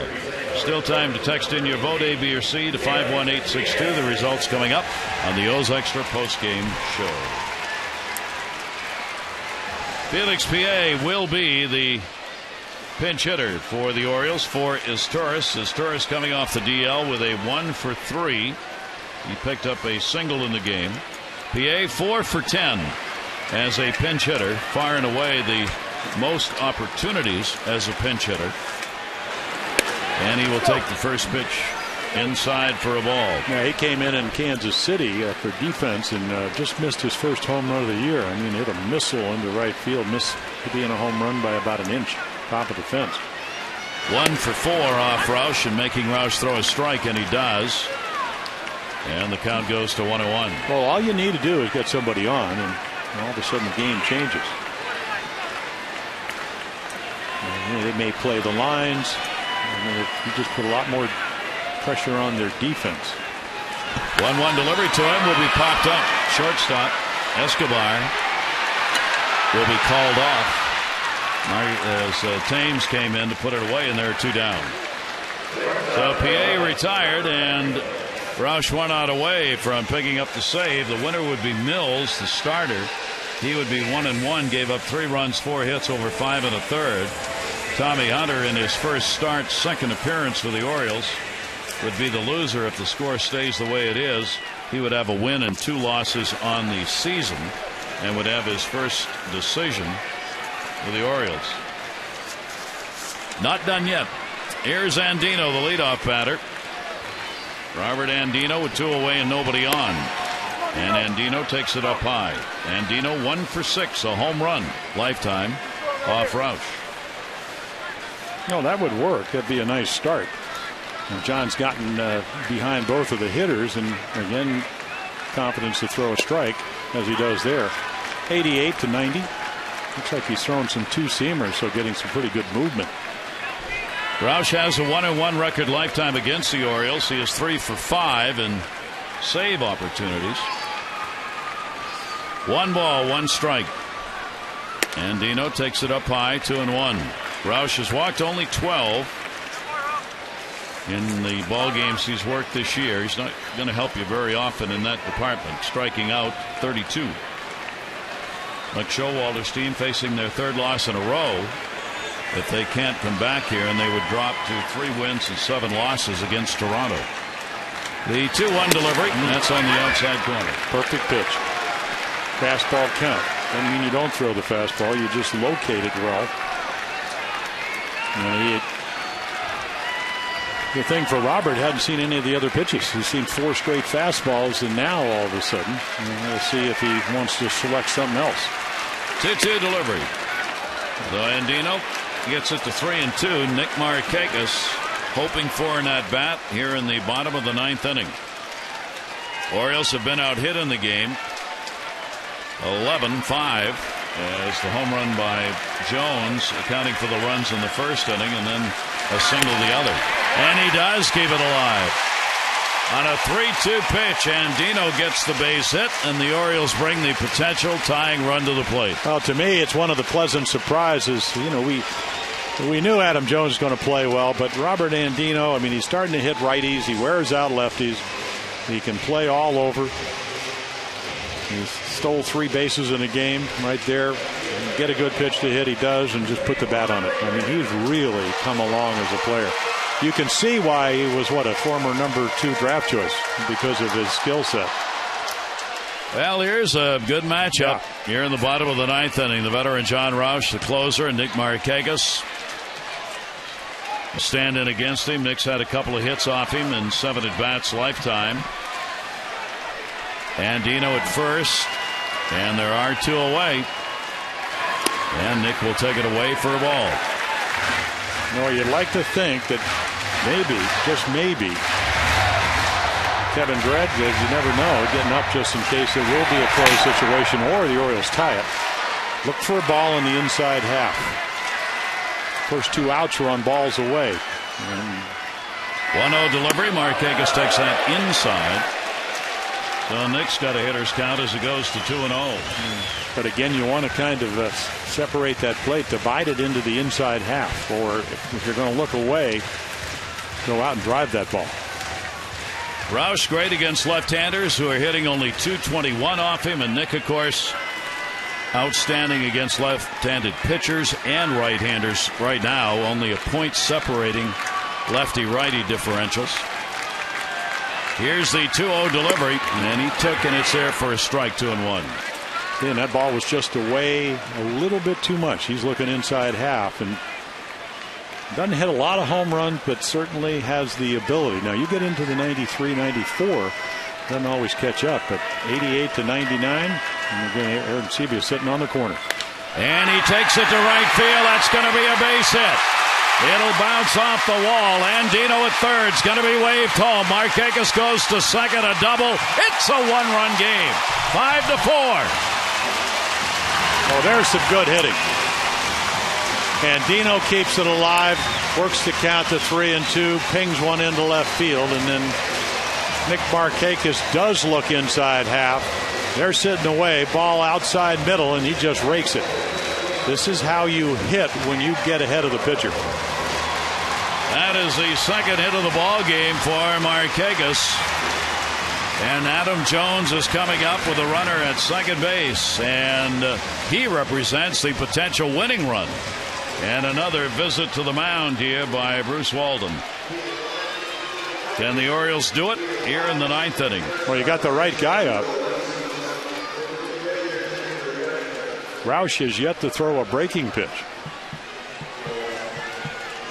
Not a hard thrower. Obviously, he makes his living doing this, but also staying out of the middle of the plate. Couldn't do it against Markakis. Couldn't do it against Andino. Hopes to do it against Adam Jones, and of course he hopes he makes a mistake. The Orioles are 1-60 when trailing after the 8th inning. There's the potential tying run at second base. Adam Jones, his 19th home run came in the first. This flight out struck out twice. And the breaking ball is in there for a strike. And there it is. Not only does he throw it, he gets it over. Adam Jones 0 for 2 off Roush. Oriole fans on their feet as the Orioles try and mount the comeback here in the bottom of the 9th inning. And that all-important run picked up in the 8th inning by Toronto, now the difference. Here's the 0-1 delivery. Jones will put it in the air. Second base. Aaron Hill is there, and this one is over. So Toronto hangs on. They win it by a score of 5-4. Yet another close ball game between these two teams, and the Jays take the opener. Mills the win. Hunter the loss. Roush gets the save. Hope you'll join us again tomorrow. Game 2. Chris Tillman expected to start for the O's against Brendan Morrow. Our coverage 6:30 Masset HD with O's Extra, presented by Verizon Wireless. Our game at 7. For Jim Palmer and all of our great crew here at Camden Yards, I'm Gary Thorne. Thanks, everybody. Our final in this one, the Jays 5 and the Orioles 4. This has been a Masson presentation. Jim and Rick standing by O's Extra to recap a good one with some great defensive plays. Adieu.